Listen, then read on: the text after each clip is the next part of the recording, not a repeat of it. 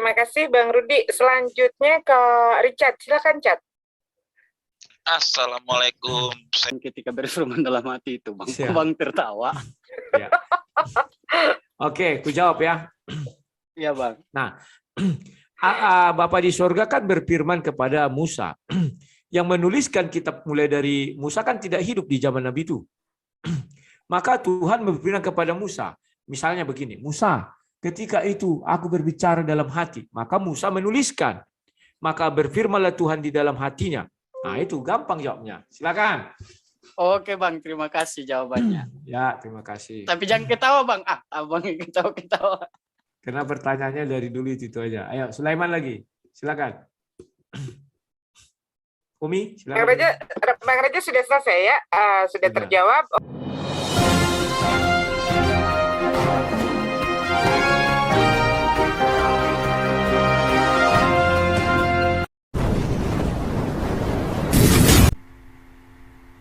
Ya, silakan Bang Rudi.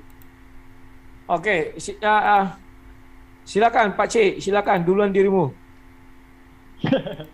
Karena kan dirimu dulu katanya dari Kristen, sekarang Ya, sudah menjadi Islam. Apa sih yang membuat ibaratnya dirimu itu mengenal Tuhan Kristen dulu bagaimana dan Tuhan sekarang di dalam Islam bagaimana? Karena dirimu mempunyai dua pengalaman yang sangat menarik. Silakan. Ya, terima kasih Bang Rudi. Jadi ini belum kepada tema pertanyaan. Cuma beliau yang mau tahu, penasaran gitu ya. Penasaran kenapa saya berpindah keyakinan agama ataupun kembali kepada fitrah. Ya. Jadi ini sebenarnya gimana ya? Saya mau persembahkan ini seolah-olah kita macam hanya berbahas macam seakan-akan tukar-tukar pandangan. Apa yang saya tahu Bang Rudi, karena kemudian saya ini mendapat hidayah ataupun memilih Islam sebagai agama yang benar. Karena dalam Islam itu sesungguhnya ada kesamaan melalui pengajaran seperti yang diucapan-ucapan di perjanjian baru sendiri yang diucapkan oleh Yesus. Dan apa yang ada di perjanjian lama juga. Ya, seperti ajaran tauhid yang tidak akan berubah, fungsi ketuhanannya. Dan selain daripada itu yang pengajaran di dalam Bible kemudian adalah yang Islam kerjakan. Nah, sementara saya dulu memang tidak mengerjakan itu karena saya mengikuti apa yang turunan, ya begitu. Jadi untuk itu saya tidak membungkam lebih jauh kalau Bang Rudi tidak mau menjelidik apa yang saya maksud. Karena Bang Rudi tahu dalam kekristenan, kalau Bang Rudi dalam Katolik atau aliran Protestan memang tahu bahwa dalam Kristen seperti yang di dalam Bible katakan bahwa ada perintah-perintah daripada Tuhan. Yesus itu punya Tuhan. Dia punya Tuhan. Dan dia itu berserah diri kepada Tuhan, dia juga melakukan pekerjaan yang diperintahkan Tuhan. Jadi, selain daripada itu, ajaran-ajaran yang dipenuhi kemudian di dalam Bible, walaupun tidak secara langsung pengajaran itu, tetapi melalui perbuatan Yesus, itu yang dikerjakan oleh orang Islam seperti halnya bersujud dan berdoa, berpuasa, bercuci tangan dan kaki kalau masuk ke kemah pertemuan, mengajar perempuan untuk bertudung, lalu kalau mati itu harus dikafani, ya, bukan keranda. Nah, sementara daripada sifat-sifat inilah yang kemudian saya mencari siapa yang melakukan ajaran yang di Bible ini. Jadi ketika saya mencari, ternyata ini adalah orang Islam yang kerjakan. Jadi sebab itulah kemudian saya mencari agama Islam itu karena memang benar. Kalau kita buka di 1 Samuel 7:22, 1 Yohanes 4 pasal 12, Bilangan 23:19, ya, Maleakhi 3 pasal 2, Mazmur 95 ayat 3, bahwa Tuhan itu bukan manusia. Jadi saya mencari siapa yang mengangkat Yesus menjadi Tuhan. Ini ternyata Paulus dan Lukas. Mana dalilnya? Kisah Para Rasul pasal 2 ayat 36 dan Filipi pasal 2 ayat 11. Yang itu kemudian mengangkat Yesus menjadi Tuhan. Sedangkan Yesus ini memerintahkan. Ya, silakan dulu. Al-Hidayah, sekarang kamu sudah mengatakan bahwa Yesus itu adalah Tuhan itu bukan manusia. Saya juga setuju. Apakah Tuhan yang kamu sembah sekarang ini, apakah dia tidak terikat terhadap nama seorang manusia? Terikat nama sebagai manusia? Ya. Ya, tidak. Maksudnya begini, you pahamkah dua kalimat syahadat? Paham. Ya. Nah, apakah bisa kita menyembah Allah SWT tanpa menyebut nama Nabi Muhammad? Ya, terima kasih. Itu pertanyaannya. Ya. Ya, terima kasih Bang Rudi. Menyembah Allah Subhanahu wa taala tanpa menyebut Muhammad itu sebelum Rasulullah itu ada. Kalau kita buka seperti yang saya bilang tadi, semua nabi dan para rasul sebelum Yesus itu bertauhid kepada Allah. Dan itulah yang dipanggil muslim. Kenapa mereka muslim? Karena ajaran muslim adalah mengisahkan Tuhan satu-satunya. Kalau kita buka di Kejadian Keluaran pasal 6 ayat 4, bahwa Musa juga punya syahadat, atau Yesus juga di Injil Markus 12:29. Begitu juga kemudian syahadat itu ada di Yohanes 17:3. Tetapi itu bukan apakah Bro, apakah kau paham juga enggak bahwa syahadat Nabi Isa itu ada apa enggak? Ya, paham. Bisa tunjukkan ayatnya di mana Nabi Isa bersyahadat atas nama siapa? Oke. Yohanes 17:3, Isa berkata, hidup yang kekal mengenal engkau satu-satunya, ya satu-satunya, bukan anak Allah, Firman dan Roh Kudus. Satu-satunya Allah yang benar, dan Yesus Kristus adalah yang telah engkau utus. Jadi itulah syahadat yang dulunya saya cari. Kemudian kenapa saya meluk Islam, Bang Rudi? Apa yang memuatkan saya meluk Islam? Karena pengajaran Islam ini.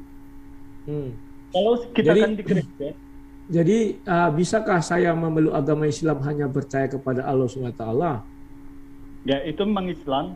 Tapi kalau seorang Muslim itu harus kita mengucapkan 2 kalimat syahadat. Kenapa demikian? Apa yang saya tahu, karena Rasulullah ini datang sebagai Rasul penutup, Rasul terakhir, penutup segala nabi. Sehingga syahadat yang dulu kemudian dikumpulkan di dalam Al-Quran, haruslah kita bersahadat melalui nama Rasulnya, Rasulullah Muhammad. Kenapa demikian? Karena Rasulullah ini diutus kepada semua umat manusia. Bisa nggak saya cakap begini, Cik, bahwa umat Islam itu tidak akan menyembah Allah SWT kalau tidak lebih dahulu mengakui kerasulan Nabi Muhammad. Artinya Allah SWT itu hanya menjadi sebuah simbol atas Tuhan tanpa ada penyembah, tanpa kehadiran Nabi Muhammad. Apakah demikian? Bisakah orang menyembah Allah Subhanahu wa taala tanpa Rasulullah? Ya. Begitu. Ya. Andai kata Rasulullah, andai kata Nabi Muhammad tidak ada, apakah kita bisa menyembah Allah SWT? Saya sudah paham. Abraham mengajarkan ajaran tauhid. Allah satu-satunya. Ya, kemudian bersunat dan berkorban. Itu kepada Allah, mengabdi kepada Allah. Musa juga mengatakan, hidup yang apa? Dengarlah hai orang Israel, Tuhan Allah kita Allah itu Isa. Jadi inilah orang-orang Islam yang mengatakan bahwa Allah itu satu-satunya. Lalu Yesus juga mengatakan Allah itu satu-satunya. Apakah mereka boleh menyembah Allah? Sebentar. Ini disiarkan di mana lagi? Ini putus punyanya Umi Dini, putus itu. Halo, Umi Dini? Halo. Punyanya Umi Dini putus itu, putus. Iya. Sebentar ya. Ini di mana lagi ya disiarkan? Risala Islam Media di Porpetu. Tadi kulihat di RIM belum muncul. Bentar ya. Ini kehilangan kita ya. Punya Umi Dini entah hilang kemana, nggak tahu kita. Sudah muncul. Oke. Kok Umi Dini aja dicari? Nggak cari saya kah? Sebentar. Oke, silakan. Sudah ada nih. Jadi tadi dikatakan apakah orang-orang menyembah Allah tanpa Rasulullah. Jadi Abraham mengajarkan tauhid, Musa mengajarkan tauhid, Yesus juga mengajarkan tauhid.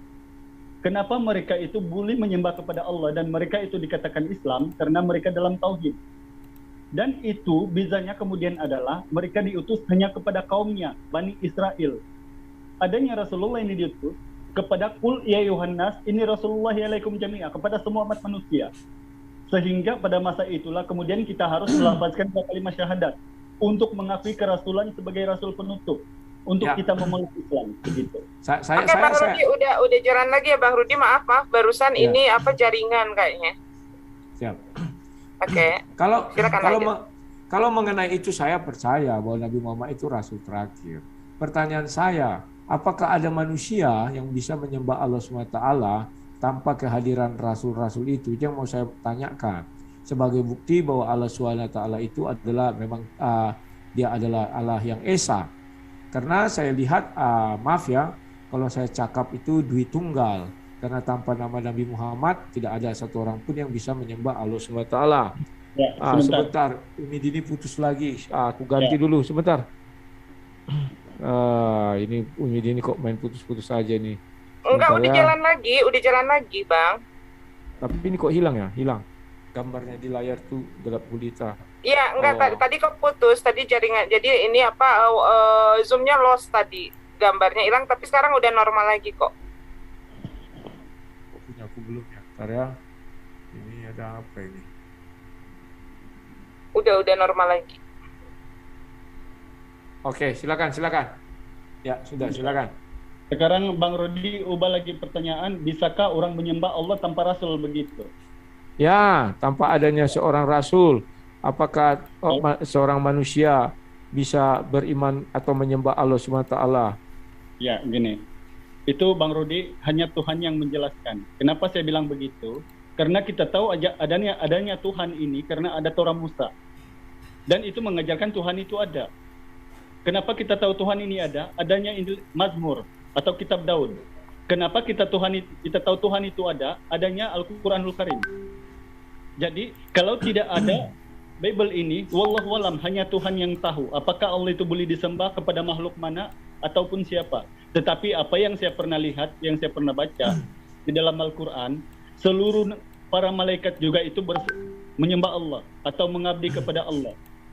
Jadi Ya. bukan kita saja manusia, tetapi kita tidak boleh membenarkan.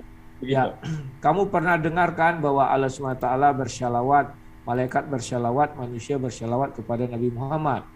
Sekarang ada tak ayatnya Nabi Muhammad diperintahkan bersyalawat kepada Allah SWT? Oke. Kalau Bang ada, Roni. sila tunjukkan.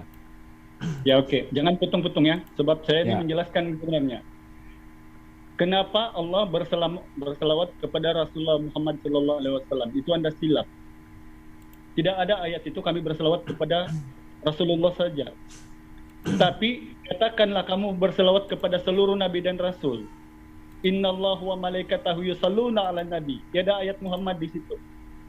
Ya ayyuhallazina amanu sallu alaihi wa sallimu taslima. Tidak ada ayat Muhammad di situ. Kemudian apakah kami berselawat sama Abraham? Ada. Itu setiap di tahiyat kedua. Ya, arkaat kedua itu ada selawat sama Nabi Abraham alaihissalam. Ya, kama salita ala Ibrahim wa barik ala Ibrahim. Ya, Ya, itu ada. saya setuju. Jadi kalau Anda Dan tanyakan nama Muhammad di Al-Quran bisa dikatakan buka kurung tutup kurung kalau versi Indonesianya.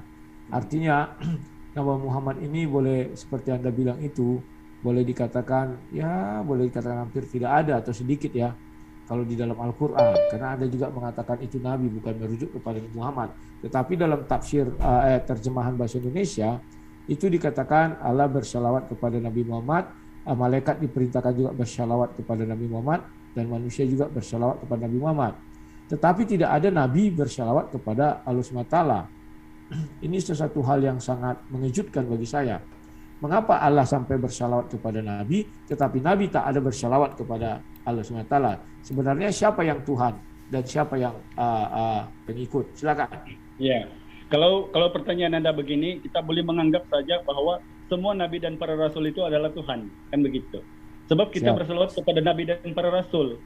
Kan di situ jelas. Innallaha wa malaikatahu yusalluna 'alan nabi.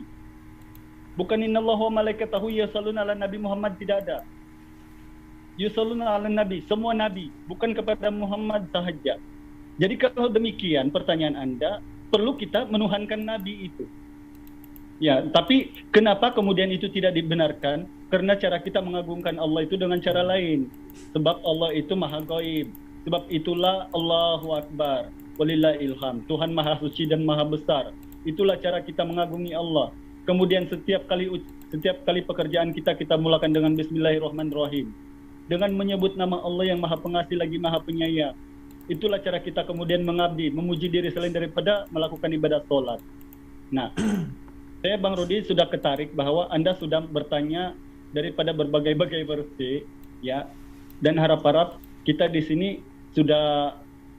Anda sudah paham apa yang saya jelaskan. Saya beri Anda peluang sedikit lagi bertanya sebelum saya bertanya kemudian. Coba Anda tanya lagi tentang versi apa saja. Ya, saya masih tetap pada konsep itu bahwa sekarang ini tak satupun manusia bisa menyembah Allah SWT tanpa mengucapkan 2 kalimat syahadat, dan itu sudah Anda sepakati, karena kalau di Indonesia namanya rukun Islam. Rukun Islam yang pertama itu harus mengucapkan 2 kalimat syahadat. Tanpa mengucapkan 2 kalimat syahadat, Allah itu tidak akan ada yang menyembah dan orang tidak akan tahu bertuhan kepada siapa. Dan mengenai kitab suci, you tadi cakap bahwa sudah dibukukan, tetapi banyak pendebat Muslim Indonesia mengatakan bahwa Taurat itu masih dalam lisan, ucapan, Injil juga ucapan, belum dibukukan. Sila tanya nanti orang-orang Indonesia, pendebatnya terutama, pendebat Muslim. Mereka sering mengatakan Injil itu belum dibukukan, tetapi yang ucapan daripada Nabi Isa, itulah namanya Injil, bukan yang ditulis dalam bentuk buku. Demikian juga Al-Quran. Saya juga nak bertanya pada you bahwa Al-Quran itu dari Allah SWT. Bisa nggak you buktikan bahwa itu dari Allah SWT? Apa standarisasinya? Karena sebentar, karena di dalam Islam itu tak ada perintah untuk menuliskan Al-Quran, tetapi membacakan bahwa Nabi Muhammad disuruh melafalkan, membacakan, tetapi menulis tak ada. Sehingga siapa yang menulis kita nggak tahu. Apakah dia menulis dibimbing oleh Allah SWT atau dibimbing malaikat Jibril, kita tak tahu. Silakan. Oke. Bang Rudi, pertanyaan Anda selalu lari-lari ya, tapi saya masih ikut rentak. Di sini Anda bertanya pula tentang Al-Quran. Ya. Kenapa Al-Quran tiada perintah untuk menulis tetapi ada, kan gitu? Itu simple, sederhana mungkin. Bang Rudi, kalau Rasulullah itu berumur panjang daripada 600 Masehi sampai sekarang, tidak payah Al-Quran itu ada. Mana mungkin Rasulullah itu mengajar dengan bibirnya sedangkan dia sudah mati. Sebab itulah beza kemudian dalam Al-Quran dengan kekristenan. Sebab di dalam kekristenan, Injil Yohanes 14, 16-17 itu ada penolong lain Roh Kudus. Sedangkan dalam Al-Quran itu ditegak oleh agama itu musyrik. Sehingga adanya kita mengenal Tuhan, konsep Tuhan karena adanya Bible dengan Al-Quran. Kan begitu. Kalau saksinya yang kita minta, itu sangat lemah sekali. Apakah kita pernah melihat wajah Yesus? Tidak pernah. Apakah kita pernah melihat Muhammad? Tidak pernah. Tapi kita ukur dari pengajarannya. Apakah itu benar valid atau tidak? Sesuai dengan logika manusia atau tidak? Bagaimana sesuai atau tidak? Saya bagi sesimpel mungkin.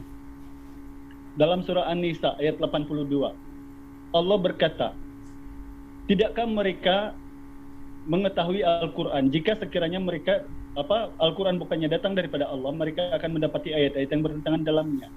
Nah, kalau Bible di luar kepala saya bilang, kita buka Galatia 6 pasal 5 ayat 2, kata Paulus, bertulung-tulunganlah menanggung bebanmu. Galatia 6 pasal 5 baru 3 ayat. Di antara kamu saling menanggung beban masing-masing. Kemudian Kejadian 6 pasal 19-20, 1 ekor burung masuk ke dalam bahtera Nuh. Kejadian 7 pasal 2, 7 ekor burung ke dalam bahtera Nuh. Itulah yang aslinya yang kita cari. Dibuktikan dalam Al-Quran. Kalau Anda meminta bukti dan saksi, ini dengan simpel saya menjawab. Karena jadi menurutmu dalam Al-Quran tidak ada pertentangan, begitukah? Iya. Jadi begini, sebentar. Saya sudah beri peluang untuk bertanya, beri saya peluang untuk menjelaskan. Saya belum bertanya lagi. Jadi pengajarannya itu Bang Rudi kita ukur. Contoh, ada beberapa kekeliruan yang tidak valid, yang tidak masuk logika saya sendiri pribadi. Yesaya pasal 7:20 contohnya. Pada masa itu dengan pisau cukur yang dipinjam dari seberang sungai Efrat, yaitu Raja Asyur, Tuhan akan mencukur bulu paha dan membutakan kepala. Jadi apakah ini firman Tuhan?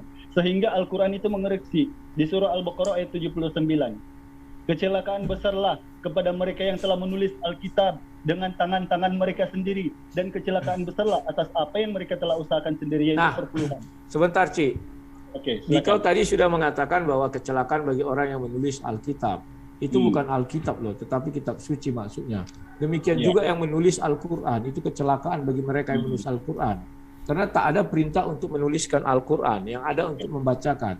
Jika kamu mengatakan Nabi Muhammad itu dulu ada, tidak mungkin hidup sampai sekarang, maka ajarannya bagaimana? Nah, bagaimana dengan Nabi Musa? Bagaimana dengan Nabi Daud? Bagaimana dengan Nabi Isa? Mengapa ajaran mereka itu juga bisa ada? Kalau itu alasanmu, jadi itu tidak alasan-alasan yang dibuat-buat. Nah, Sudah? kalau kamu bilang celakalah orang yang menulis kitab suci Al-Quran itu dituliskan oleh manusia, itu tidak langsung turun dari langit berupa kitab suci, tetapi manusia yang menuliskan. Nah, kamu tidak bisa memberikan saya bukti. Apakah ketika menuliskan kitab suci itu mereka dibimbing oleh Roh Kudus, mereka ditemani oleh Allah, sehingga apa yang mereka tuliskan itu benar 100% dari Tuhan? Silakan. Kalau kamu mau bertanya, silakan langsung saja, karena kita TikTok ini. Silakan. Belum. Saya belum bertanya. Saya suka untuk menjelaskan sebenarnya, sebab saya ini mualaf. Jadi saya lebih tertarik kalau Anda menguji saya tentang Bible. Saya lebih tertarik di situ. Hal pertama, apakah Al-Quran itu perlu dituliskan? Sekali lagi Anda ulang, apakah Al-Quran itu perlu dituliskan? Nah, sekarang saya tanya, kalau Bible itu apakah harus dituliskan? Sedangkan Al-Quran, Anda tahu, di dalam Al-Quran, jawab langsung. dalam surah Al-Hijr ayat 9 ayat pasal 15, bahwa Allah itu menurunkan Al-Quran dan dialah yang akan menjaga keasliannya. Nah, sekarang kita tanya keaslian Al-Quran yang dimaksud di situ adalah keaslian Al-Quran yang dilafalkan oleh Nabi Muhammad. Al-Quran itu tidak pernah dibuat dalam bentuk buku, tetapi ditaruh dalam hati Nabi Muhammad. Sehingga itulah yang dijamin Allah SWT keasliannya. Ingat, Al-Quran bukan kitab suci itu mazhabnya. Tetapi Al-Quran itu yang ada di dalam diri Nabi Muhammad.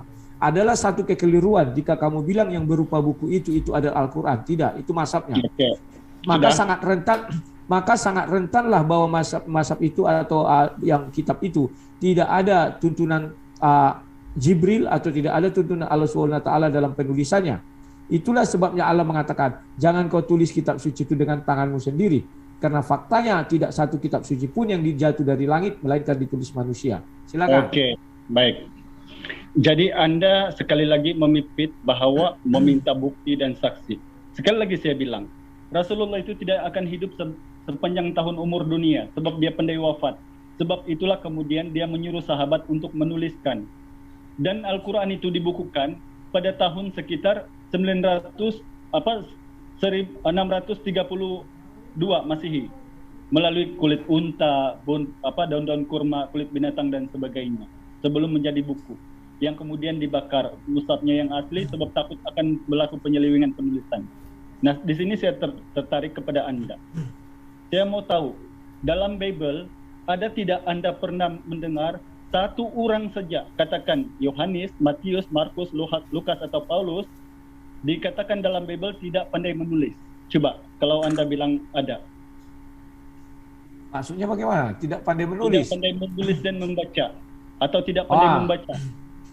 Kalau mengenai itu, kita sudah tahu bahwa yang menulis itu kan bukan yang mengikut Yesus itu, tetapi memang murid-murid Yesus itu rata-rata pandai baca tulis. Kenapa saya katakan demikian? Karena mereka mengerti apa yang dituliskan Yesus. Yesus berapa kali menulis, contohnya menulis di tanah. Murid-muridnya melihat dan mereka paham apa yang dituliskan Yesus. Oke, sudah. Ya. Sekarang tolong moderator, tolong kita tampilkan Yesaya pasal 29 ayat 12. Tolong saya screen dulu. Sebab Rudy tadi mengatakan bahwa semua pandai menulis dan membaca. Halo Mas Ans, tolong.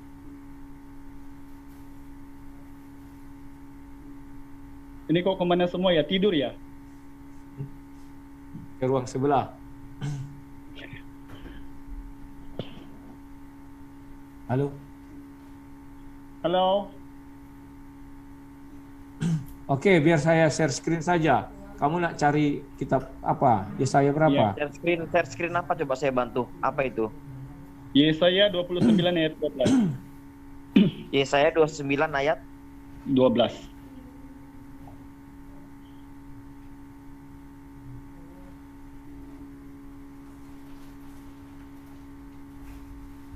Oh.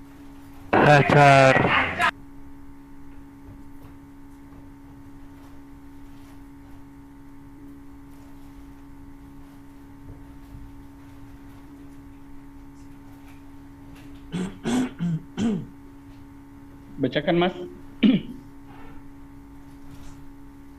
Dan apabila kitab itu, aku yang bacakan saja. Dan Oke. apabila kitab itu diberikan kepada seorang yang tidak dapat membaca dengan mengatakan, baiklah baca ini, maka ia akan menjawab, aku tidak dapat membaca.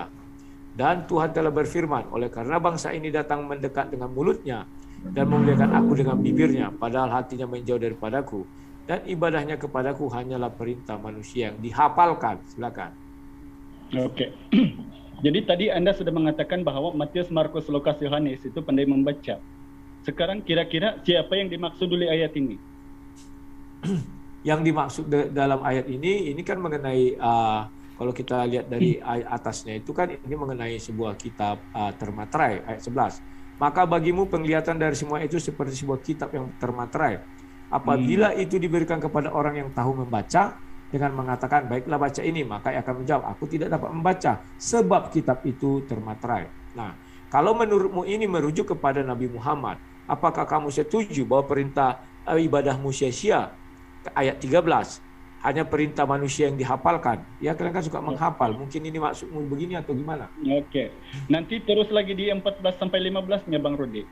Ya. 15 sampai 16-nya. Coba Anda terus saja. 14. Maka sebab itu sesungguhnya aku akan melakukan pula hal yang ajaib kepada bangsa ini. Keajaiban yang menakjubkan. Bangsa ini adalah bangsa Israel itu ya. Hikmat orang-orang yang berhikmat akan hilang. Dan kearifan orang-orang yang arif akan tersembunyi. Celakalah orang yang menyembunyikan dalam rancangannya terhadap Tuhan. Yang pekerjaan-pekerjaannya terjadi dalam gelap sambil berkata, siapakah yang melihat kita dan siapakah yang mengenal kita? Betapa kamu memutarbalikkan segala sesuatu. Apakah tanah liat dapat dianggap sebagai seperti tukang periuk? Dianggap sama seperti tukang periuk? Sehingga apa yang dibuat dapat berkata tentang yang membuatnya? Bukankah dia yang membuat aku? Dan apa yang dibentuk berkata tentang yang membentuknya? Ia tidak tahu apa-apa. Ya, silakan. Oke, sudah. Jadi jelas-jelas kitab Yesaya ini sudah mengatakan bahwa kitab itu diberikan kepada seorang yang tidak tahu membaca. Kemudian ayat ini pula menegaskan bahwa ada orang yang tidak tahu membezakan yang mana kayu, yang mana periuk. Sebab itulah tidak dapat dibezakan yang mana Yesus, yang mana Allah Bapa. Itu maksud ayat ini Bang Rudi. Oh, tidak. Jadi saya ini ayat itu tidak berkata demikian. Sebentar. Jangan itu sudah dulu. Sebentar, Saya itu satu sedang kekeliruan. Satu kekeliruan. Sebentar. Sebab ayat 12-nya kamu ayat 11 tidak membaca. Itu diberikan juga kepada orang yang bisa membaca. Tetapi dia katakan aku tidak dapat membaca karena kitab itu termaterai. Bukan itu merujuk kepada seorang Nabi Muhammad, tidak. Apakah kau mau termasuk ayat yang ke-13 bahwa kamu memuliakan Tuhan dengan bibirmu tetapi hatimu menjauh daripada Tuhan dan ibadahmu kepada Tuhan hanya perintah manusia yang dihafalkan? Apakah itu kamu terima juga? Yang itu kan dinubuatkan sebelum Muhammad, Bang Rudi. Oh, jangan dipotong-potong ayat itu. Kamu tidak bisa hanya mengambil yang kamu tidak bisa hanya mengambil ayat itu, tetapi yang satu kamu lupakan, nggak bisa. Saya jelaskan dulu. Ketika nanti Rasulullah datang, itu ayat 15-nya terang-terang di situ bahwa mereka tidak akan percaya meminta bukti itu dan ini katanya. Jadi seperti Anda ini. Anda ayat 13. Ayat 13 dulu kamu terima apa enggak? Kalau kamu tidak menerima ayat 13, maka ayat 14 15 tidak bisa kamu baca karena itu bukan kitab suci kamu. Allah SWT tidak mengenal Yesaya. Ya. Allah SWT tidak mengenal kitab Yesaya. Yesaya gimana? Allah SWT tidak mengenal Nabi Yesaya. Allah SWT tidak mengenal kitab Yesaya. Baik. Oke. Coba tampilkan Yesaya 43 pasal 10 ayat 11 sampai 11. Yesaya berapa? 43 10 11.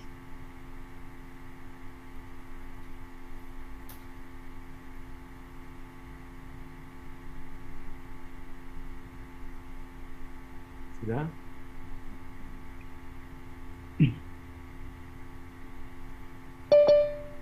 Ya. Kubacakan, kamu inilah saksi-saksiku, demikianlah firman Tuhan. Dan hambaku yang telah kupilih, supaya kamu tahu dan percaya kepadaku, dan mengerti bahwa aku tetap Dia. Sebelum aku tidak ada Allah dibentuk, dan sesudah aku tidak akan ada lagi. Akulah Tuhan, dan tidak ada juru selamat selain daripada aku. Akulah yang memberitahukan, menyelamatkan dan mengabarkan, dan bukannya Allah asing yang ada di antaramu. Kamulah saksi-saksiku, demikianlah firman Tuhan. dan akulah Allah. Ya, silakan. Apa yang mau diterangkan Oke. situ Al-Hidayah, silakan. Sekarang saudara, semua ayat Bible Anda bantah. Anda bilang tadi Allah tidak mengenal Yesaya. Terang-terang dalam ayat ini Tuhan Allah yang mengenal dia, yang memerintahkan dia, mengatakan. Maaf Al-Hidayah, saya Maaf, tidak lebih mengatakan Lebih saya tidak maaf mengatakan kalau Anda bilang Yesaya ini adalah Yesus. saya tidak Zaman saya Yesaya tidak belum ada mengatakan Yesus. Allah yang di dalam Bible, tetapi Allah yang di dalam Al-Qur'an. Sebab di Al-Qur'an Allah hanya mengenal 4 kitab. Pertama Oke, kitab baik. suci Taurat, yang kedua adalah Zabur, yang ketiga Injil, dan yang keempat Al-Qur'an. Allah SWT yang di dalam Al-Qur'an tidak mengenal kitab Yesaya. Anda jangan mempelintir saya mengatakan Oke, Allah yang di dalam Bible, sekarang saya tidak. mau tahu. Sekarang saya mau tahu, Yesaya itu nabi atau tidak? Yesaya itu nabi tetapi bukan nabinya Allah SWT. Ya, nabi atau tidak? Nabi. Dalilnya mana? Ya buka saja kitab Yesaya kalau menurut ajaran Kristen ya. Tidak, dalilnya Tetapi mana? Dalilnya Nabi Yesaya mana? ya buka bacanya kitab Yesaya itu dong. Gimana sih? Iya, dalilnya mana? Yesaya adalah nabi dituliskan di Bible mau ya? Tunggu, kita cari dulu ya. Ya. Sebentar.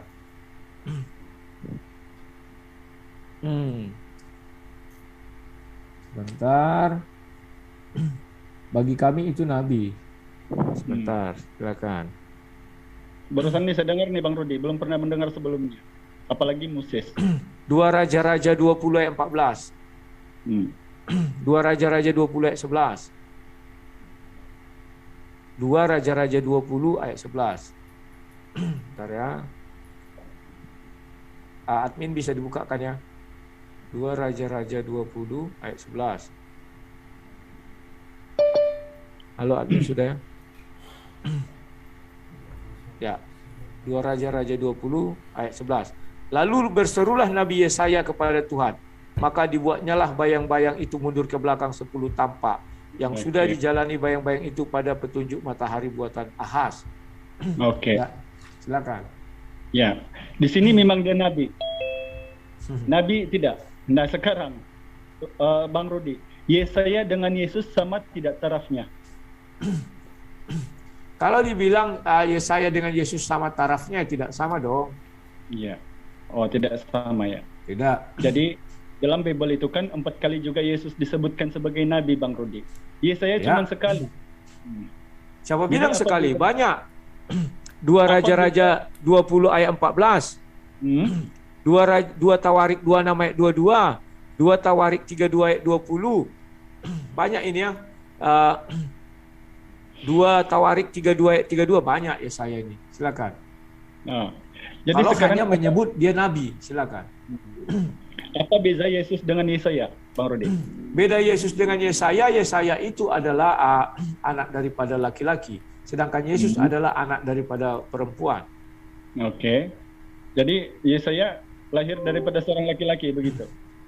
Kalau merujuk kepada Alkitab, kalau dibilang anak laki-laki, itu artinya laki-laki dan perempuan itu menikah, itulah maka lahirlah jawabannya. dia. Sebab itulah saya tanya, apa beza Ya. Yesaya dengan Yesus? Anda bilang dia anak laki-laki. Ibunya Ya. siapa? Ya, saya nggak tahu ibunya siapa, dia anak laki-laki. Iya. Anak laki-laki di dalam Kristen itu adalah karena garis keturunan Yahudi dari garis keturunan laki-laki. Maka si laki-laki menikah dengan perempuan, maka dikatakan anaknya anak laki-laki. Tetapi kalau Yesus itu anak perempuan karena tidak punya bapak. Silakan. Kira-kira boleh nggak melahirkan kalau tidak punya perempuan? Tak bisa. Jadi kira-kira Yesaya dari siapa itu? Ya dari ibunya lah, hasil persetubuhan bapak dan ibunya. Maka dinamakanlah itu anak laki-laki. Yesaya tidak ada ibu ya? Jadi bapaknya saja ada. Dari Gitu. mana tahu tidak ada ibunya? Ya buktinya tidak ada dalilnya. Kenapa nggak ada dalilnya? Ya. Dia Terus anak itu Amos. Ada Amos. binnya di situ. Ada binnya. Amos itu siapa? Ya bapaknya lah. Ya mamanya siapa? Ya kita nggak tahu namanya. Tapi Sebab ibunya itulah pasti tidak ada. Ya, Karena tidak ada dituliskan di situ bahwa Yesaya itu adalah keturunan perempuan. Tidak ada. Keturunan Iya. perempuan hanya Yesus. Hmm. Kalau disebutkan bin atau keturunan laki-laki dalam ajaran Kristen, pasti ada ibunya. Tetapi kalau keturunan perempuan itu tidak ada bapaknya. Hanya satu manusia di dalam dunia ini yang keturunan perempuan itu. Oke. Nah, sekarang Di sini saya sudah ambil kamu poin belum pertama. pas Tentang menjelaskan ini. tadi. Allah SWT mengenal Yesaya tidak. Allah SWT tidak mengenal Nabi Yesaya, tidak mengenal kitab Yesaya. Lantas kenapa kamu mengambil Nabi Yesaya itu sebagai nabinya Allah SWT? Ya, saya sudah menjelaskan sebenarnya, tapi Anda potong-potong. Sekarang yang Allah berfirman di Bible itu siapa? Itu dari mana ayat itu? Yaitu Bapa yang di sorga. Iya, siapa itu? Dari mana dia orang ambil perkataan Allah itu, Allah Tuhan itu? Kalau perkataan Allah itu bukan orang Islam yang pertama sekali, tetapi orang Kristen yang punya. Karena Kristen Arab lebih dahulu daripada Kristen Islam. Kristen Islam, Islam Arab. Iya, begini Bang Rudi. Ayat perkataan Allah ini daripada dulu sebenarnya di Arab, bukan hanya Kristen ya yang mengatakan. Karena itulah memang sangat besar nama Elohim itu sehingga dia tidak boleh disebut-sebut, kata Musa. Jangan menyebut nama Tuhan Allahmu dengan sembarangan. Ya, jadi apabila Al-Quran ini datang daripada Arab, maka Allah itu sempurna namanya menjadi Allah Subhanahu Wa Taala. Jadi kalau Anda mengatakan bahwa Allah tidak mengenal Yesaya, buktinya kami juga beriman kepada Nabi Yesaya sebagai nabi. Semua yang tertuang di Bible Anda, yang Anda kadang-kadang anggap nabi, kadang-kadang anggap manusia biasa, itu kami imani. Seperti halnya Nabi Ismail, yang Anda bilang itu hanya garis keturunan yang tidak waras gitu. Padahal itu juga Rasul yang kami muliakan, Nabi Ismail, sebab itu adalah keturunan dari Abraham juga. Nah, bezanya kemudian di sini ada Anda mengatakan meminta bukti di mana mengenal Allah dan sebagainya. Bagaimana Sebentar dulu, saya menjelaskan? Anda agak keliru. Kalau di dalam ajaran Bible itu tidak ada Nabi Ismail. Ismail itu tidak nabi. Mungkin Anda mengatakan itu ke dalam Al-Quran. Jangan disilang-silang loh. Ya, Yang membuat orang sering keliru, kawan-kawan Muslim sering menyilang nabi yang ada di Islam disilang kepada nabi yang ada di Bible. Nggak bisa disilang. Itu sangat berbahaya. Itulah sebabnya bisa menyesatkan orang. Seolah-olah Ismail nabi. Karena di dalam Bible dikatakan akulah Allah Abraham, Allah Ishak, Allah Yakub. Tidak pernah Allah mengatakan akulah Allah Abraham, Allah Ismail. Nggak ada. Tuhan yang di dalam Bible tidak mau Ismail menyembah dia. Tetapi Tuhan yang di dalam Al-Quran juga tidak pernah mengatakan akulah Allah Ibrahim, Allah Ismail, dan Allah Yakub. Atau keturunannya Ismail. Itulah sebabnya Allah di dalam Al-Quran tidak pernah berada di tengah-tengah keturunan Ismail. Kalau kamu dapat satu ayat, beri saya. Jangan zaman Nabi Muhammad ya, zaman Ismail. Silakan. Ya, sekarang Rudi, Anda mengatakan Ismail itu bukan nabi. Ya, itu memang benar sebab tidak diakui oleh orang Yahudi. Kenapa orang Yahudi menolak Rasulullah? Karena itu datang daripada Arab. Orang Yahudi ini sangat fanatik dengan agamanya Yahudi Nasrani sebab mereka tidak mengakui bahkan Yesus sendiri Bang Rudi. Orang Yahudi kalau ada Ishak di sini yang punya kitab teks asal bahasa Ibrani tidak mengakui adanya Yesus. Apalagi Rasulullah yang dari Arab. Nah, sekarang bezanya kemudian adalah Anda mengakui bahwa apa yang dituliskan oleh Matius, Lukas dan Paulus itu adalah benar. Sedangkan di situ memang mereka tidak menuliskan karena Ismail ini dibawa ke Kanaan, ke tanah Mesir, ya oleh Sarah. Dan di situ sudah Allah mengatakan di Kejadian, ya, bahwa dia akan menjanjikan keturunan yang banyak, menjadi raja-raja yang besar. Itu keturunan Ismail. Ismail bukan keturunan Arab. Jangan keliru. Ismail tidak ada hubungan dengan Arab. Oh begitu ya? Ya, memang tidak ada hubungan. Mesir itu di mana, Bang Rudi? Mesir adalah Mesir, Arab adalah Arab. Itu sudah berbeda itu. Arab itu di Mesir kah di mana? Bukan di Mesir ya? Mesir itu sudah masuk Afrika. Arab itu Bang masuk Rudi. Asia. Bang Rudi, kita di sini sekali lagi sini terpanggil menjawab Anda yang masih mengikut ajaran dogma. Sedangkan Saya tidak mengikut ajaran dogma, tetapi saya mengikut ajaran Bible. Sementara Anda tak mau mengikut ajaran Al-Quran. Al-Quran menjelaskan bahwa Nabi Muhammad itu tidak pernah diperintahkan menulis kitab suci.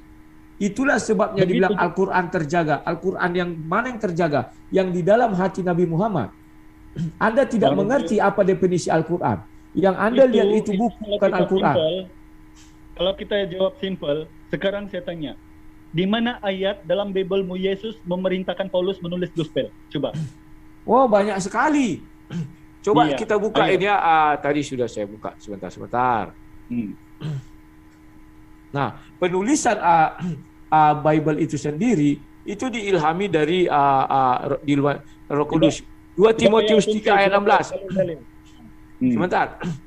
2 Timotius 3 ayat 16. Segala tulisan yang diilhamkan Allah memang bermanfaat untuk mengajar. Jadi bagi kami Al-Quran, Bible itu penulisannya itu diilhamkan dari Allah dan dibimbing oleh Roh Kudus. Sementara Al-Quran, kamu tidak tahu definisi Al-Quran. Banyak orang Muslim, banyak orang Islam yang keliru. Apa itu Al-Quran? Al-Quran itu adalah yang ditaruh di dalam hati Nabi Muhammad. Itu terjaga betul, saya tidak pernah mengingkari. Tetapi yang dibukukan itu bukan itu Al-Quran, itu masabnya, itulah adalah tulisan tangan manusia. Al-Quran yang sesungguhnya Al-Quran yang di dalam hati Nabi Muhammad. Gantian. Anda mengatakan 2 Timotius 3 itu adalah firman daripada Yesus. Ya gitu. Bang Rudi, baca baik-baik ayatnya. Segala tulisan yang diilhamkan Allah. Sekarang saya tanya samamu. Apakah Allah pernah menulis? Pernah. 10 hukum Taurat itu ditulis Allah langsung di atas 2 loh batu. Itulah hebatnya Allah Kristen, bisa menulis, bisa berbicara, dan bisa bertemu umatnya. Saya tidak tahu apakah Tuhan yang kamu sembah bisa menulis. Tunjukkan bukti satu tulisan Tuhanmu. Tidak ada. Ya. Nah, tidak Tuhan ada. kami sudah menulis. Sebab Islam ini, Rudi, Tuhan Islam tidak datang ke dunia untuk dipukul, untuk disunat, tidak. Itulah Tuhan Allah Subhanahu wa taala yang kata Yesus tidak kelihatan, tidak kedengaran suaranya. Jadi Tetapi sungguh aneh, masa Tuhanmu tidak bisa menulis? Padahal Tuhanmu adalah yang maha. Kalau Tuhan kami jelas menulis di dalam 2 loh batu. Jadi 2 loh batu yang diterima Musa itu dari mana itu? Itulah 2 loh batu itu dari mana? Apa yang tertulis? Di dalam Al-Quran ada juga 2 loh batu yang diterima Musa. Siapa yang menulis itu? Loh batu? Iya, 2 loh batu, masa nggak tahu? 10 firman, 2 loh batu. Itu kan firman Allah kepada Musa. Iya, siapa yang nulis? Musa. Tidak Musa yang pernah nulis. tidak pernah saya bilang Allah itu menulis. Jadi kalau kita baca 2 Timotius 3 itu sangat aneh ayat itu. Segala Kenapa tulisan aneh? yang diilhamkan Allah. Ya, segala tulisan yang diilhamkan Allah. Apakah Allah itu memang menulis siap-siap dari sana lalu buk jatuh ke tanah begitu? Mengerti kamu arti ilham? Kamu tadi bertanya apakah Allah bisa menulis? Bisa. Buktinya 2 loh batu. Itu ditulis langsung oleh tangan Tuhan. Sekarang kamu bertanya apakah kitab jatuh dari langit? Tidak. Itulah sebabnya ditulis manusia, ada yang menghilangkan.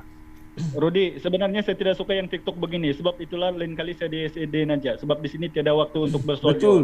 SDM yang bagus. Ya, sekarang Bang Rudi, coba Anda tampilkan kepada saya di mana ayat itu Allah telah menuliskan di loh batu itu. Oke, sebentar ya. Sebentar. 2 loh batu. Ketika Musa naik ke atas gunung itu, sebentar. Dengan tangannya sendiri ya.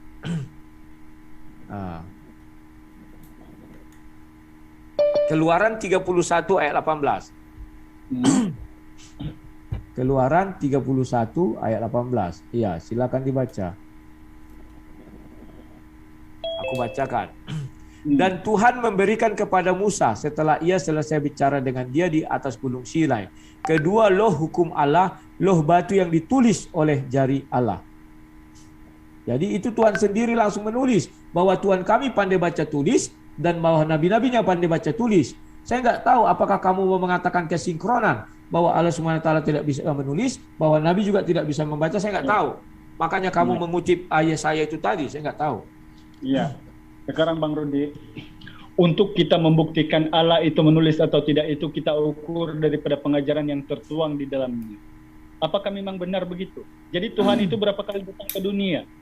Jadi ternyata memang benar. Sebab di Yesaya pasal 7 ayat 20 itu bahwa Allah itu telah meminjam pisau cukur. Jadi ternyata benar bahwa Allah ini pernah di dunia sebelum Yesus. Sehingga dia meminjam pisau cukur di sungai Efrat. Begitu. Dari Raja Asyur. Jadi apakah itu Allah? Kalau bukan konteks ayat itu. Sebentar, Bang Rudi, interupsi dulu sebentar ya. Tadi mungkin ada yang lupa disampaikan. Biasanya Bang Rudi sama Umi kan seperti itu, Bang. Tidak menggunakan timer, tetapi selalu keywordnya adalah silahkan ditanggapi supaya tidak terjadi. Lupa.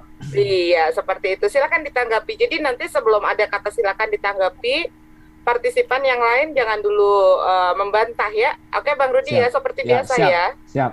Oke, makasih, silakan dilanjut.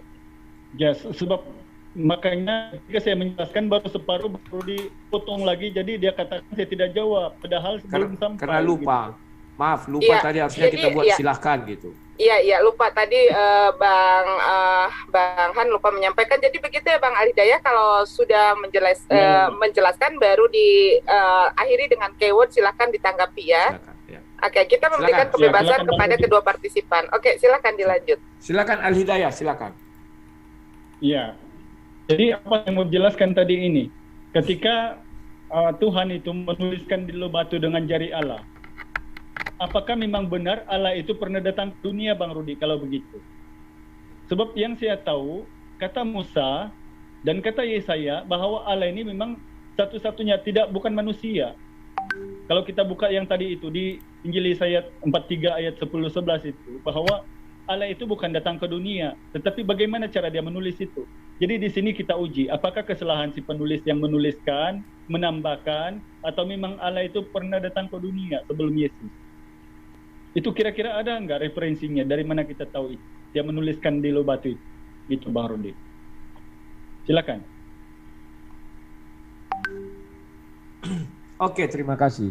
Referensinya kan sudah saya kasih tahu ayatnya dari Keluaran 31 itu. Ayat 18. Jelas-jelas dikatakan di sana Tuhan sendiri yang menulis dengan kedua tangannya, menuliskan di atas loh batu. Kemudian diberikanlah itu kepada Musa. Tetapi Musa melemparkan dua loh batu itu ketika dia turun, dilihat orang Israel sudah menyembah sapi, patung sapi betina kalau kalian bilangnya, kalau kalian patung sapi dari emas itu, dilemparkannya pecah. Kemudian Musa menuliskan lagi ulang di loh batu. Nah, kalau kamu bilang apakah Tuhan sebelumnya sudah pernah datang? Tuhan sering datang ke bumi kok. Dia datang dengan mengutus rohnya, roh Tuhan, roh Bapa.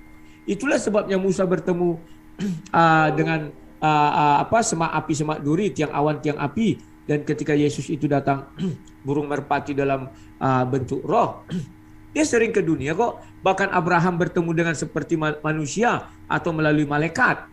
Dia kan punya utusan juga, malaikat. Bahkan Yakub bergumul dengan malaikat itu, atau yang kalau mereka lihat malaikat sering mengatakan Tuhan, itu adalah Tuhan karena dia bawa perintah dari Tuhan, sama dengan seorang kaisar dibawa perintah dari kaisar, maka Kasim itu dibilanglah itu utusan kaisar atau semua orang sujud ketika ada perintah itu dibacakan.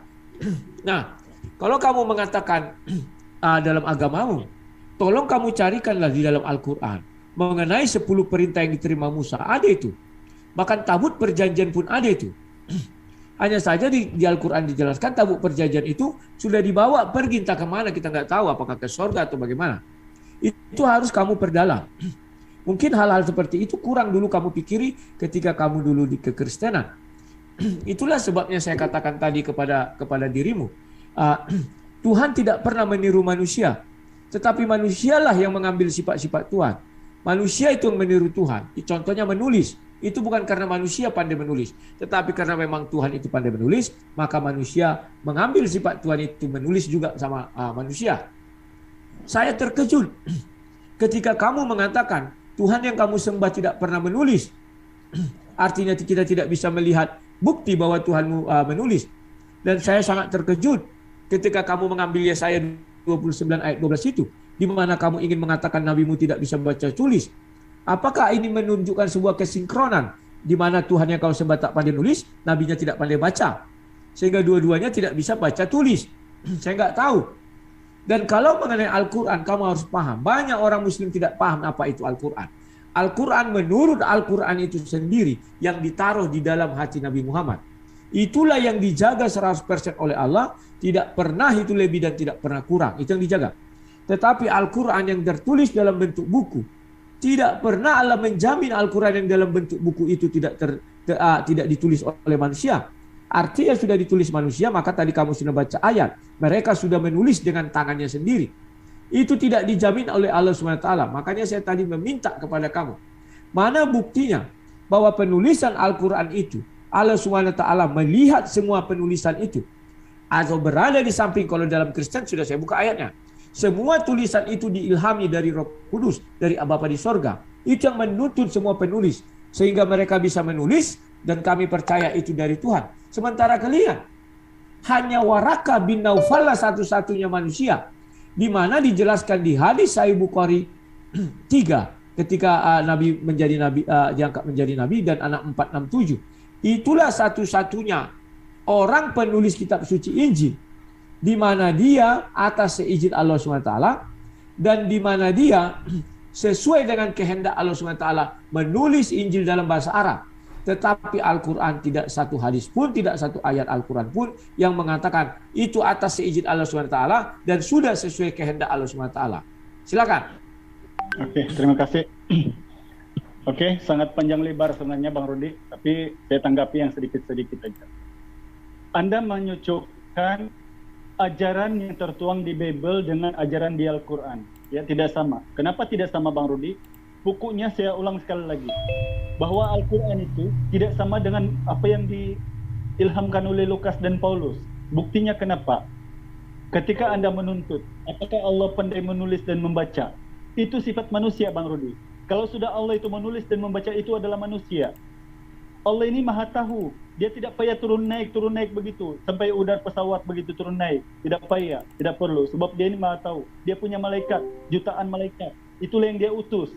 Sebab itulah malaikat Jibril atau Jibril itu diulang-alik diutus oleh Allah menyampaikan kepada Rasulullah. Anda sudah mengatakan bahwa Rasulullah itu hatinya baik, boleh dipercaya hatinya, sehingga beliaulah yang menyampaikan kepada jemaat-jemaatnya, pengikut-pengikutnya untuk menuliskan. Karena Rasulullah itu tidak hidup 3000 tahun kemudian. Sampai nanti tiap-tiap hari beliau bersabda, begini firman Tuhan kepada saya.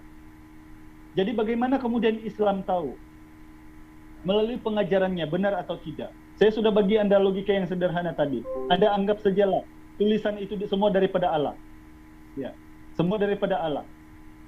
Sekarang cerita-cerita manusia yang di dalam Bible itu cerita siapa? Apakah daripada Allah? Itu kita ukur. Cerita-cerita yang mengajarkan pornografi itu apakah daripada Allah? Itu kita ukur. Kalau Al-Quran itu murni daripada Allah, sebab pengajarannya daripada malaikat Jibril terus kepada Rasulullah. Tinggal Anda tidak percaya saja. Mengenai, sekali lagi saya bilang, kenapa saya daripada Kristen lebih tahu daripada Anda sehingga saya meluk Islam? Coba kalau Anda boleh bantah. Ya, Yesus bersunat. Dalam Bible 2 kali menyuruh melarang makan babi. Ya, harus mencuci tangan dan kaki kalau masuk ke kemah pertemuan. Kalau mati nanti dikafani. Perempuan harus menudungi kepala. Sekarang di mana kemudian ayat itu dibenarkan oleh Yesus? Melainkan Paulus. Ya, yang mengatakan bahwa kamu boleh makan semua apa yang ada di pasar tanpa melakukan cross check atau penyelidikan.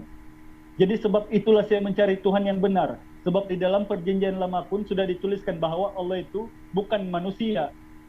Jadi kalau sudah bersifat seperti manusia, turun naik itu bukan Tuhan, itu manusia.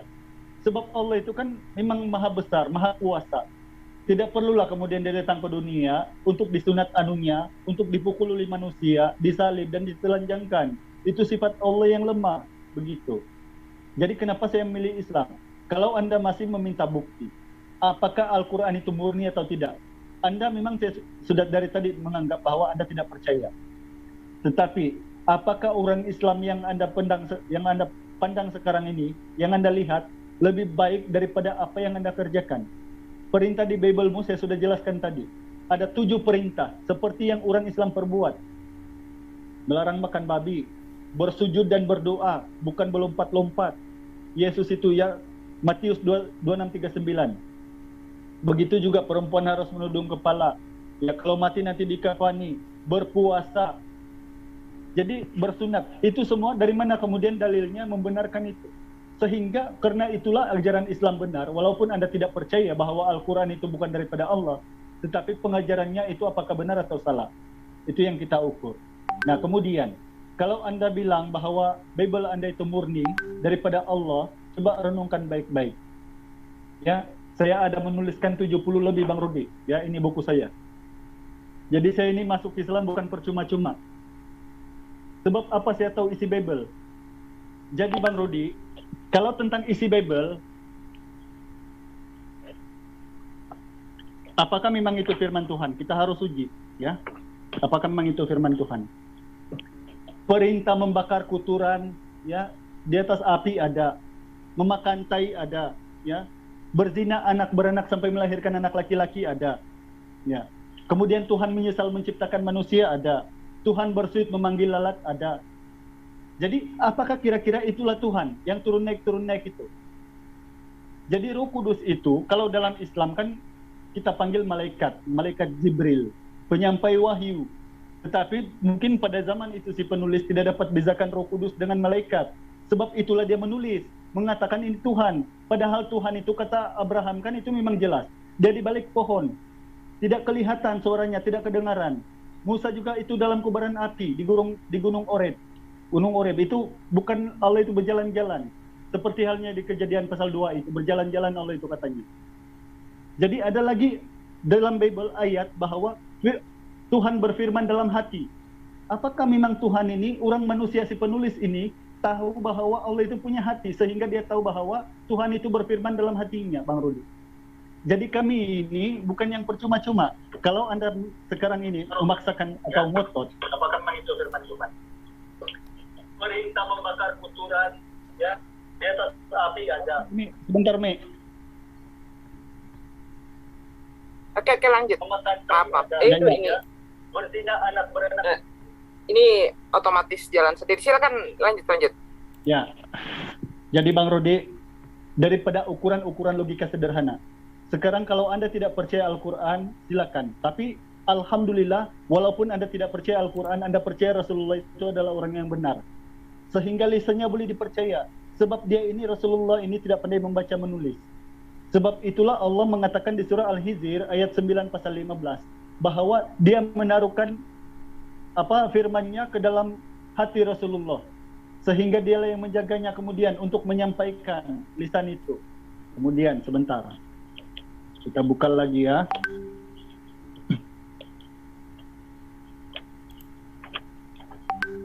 Umi tolong tampilkan Umi Al-Qiyamah 17:18. Pak Munir bisa buka ini enggak? Oh bentar ya, Umi aja nggak apa-apa. Bentar ya.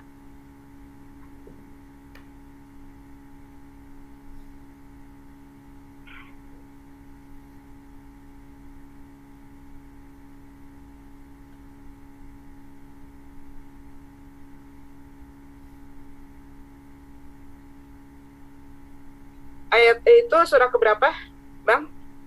17:18. Bukan. Al-Qiyamah. Surah keberapa ya? 17:18. Quran bukan, surah Al-Qiyamah. Quran Al-Qiyamah. Al-Qiyamah tuh surah keberapa ya? Bentar.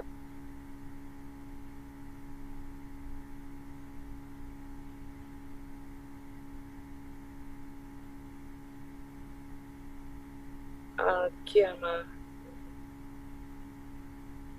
Oke, ayat ke-17. Ya, 17:18.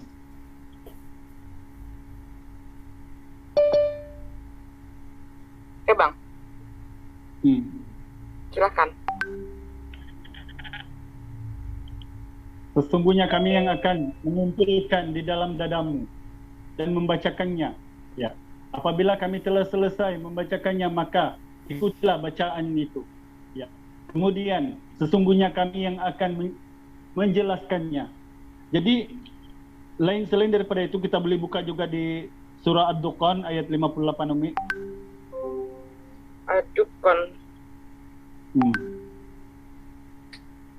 Surah keberapa itu ya? Bentar. 58. Surah ke-58.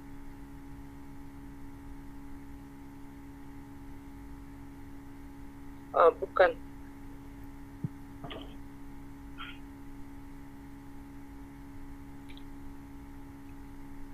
Ya. Soalnya Umi nggak hafal posisi. Oh ini. Ayat ke-58. Iya.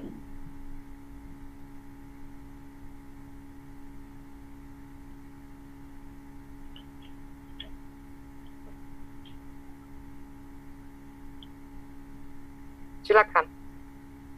Tolong bacakan Mi, ini sudah Sungguh kami mudahkan Al-Quran itu dengan bahasamu agar mereka mendapat pelajaran.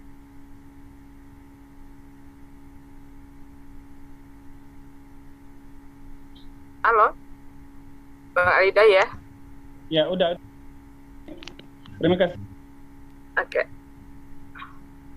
Suara saya kedengaran. Kedengaran. Jaringannya jelek kayaknya. Iya, putus-putus ya.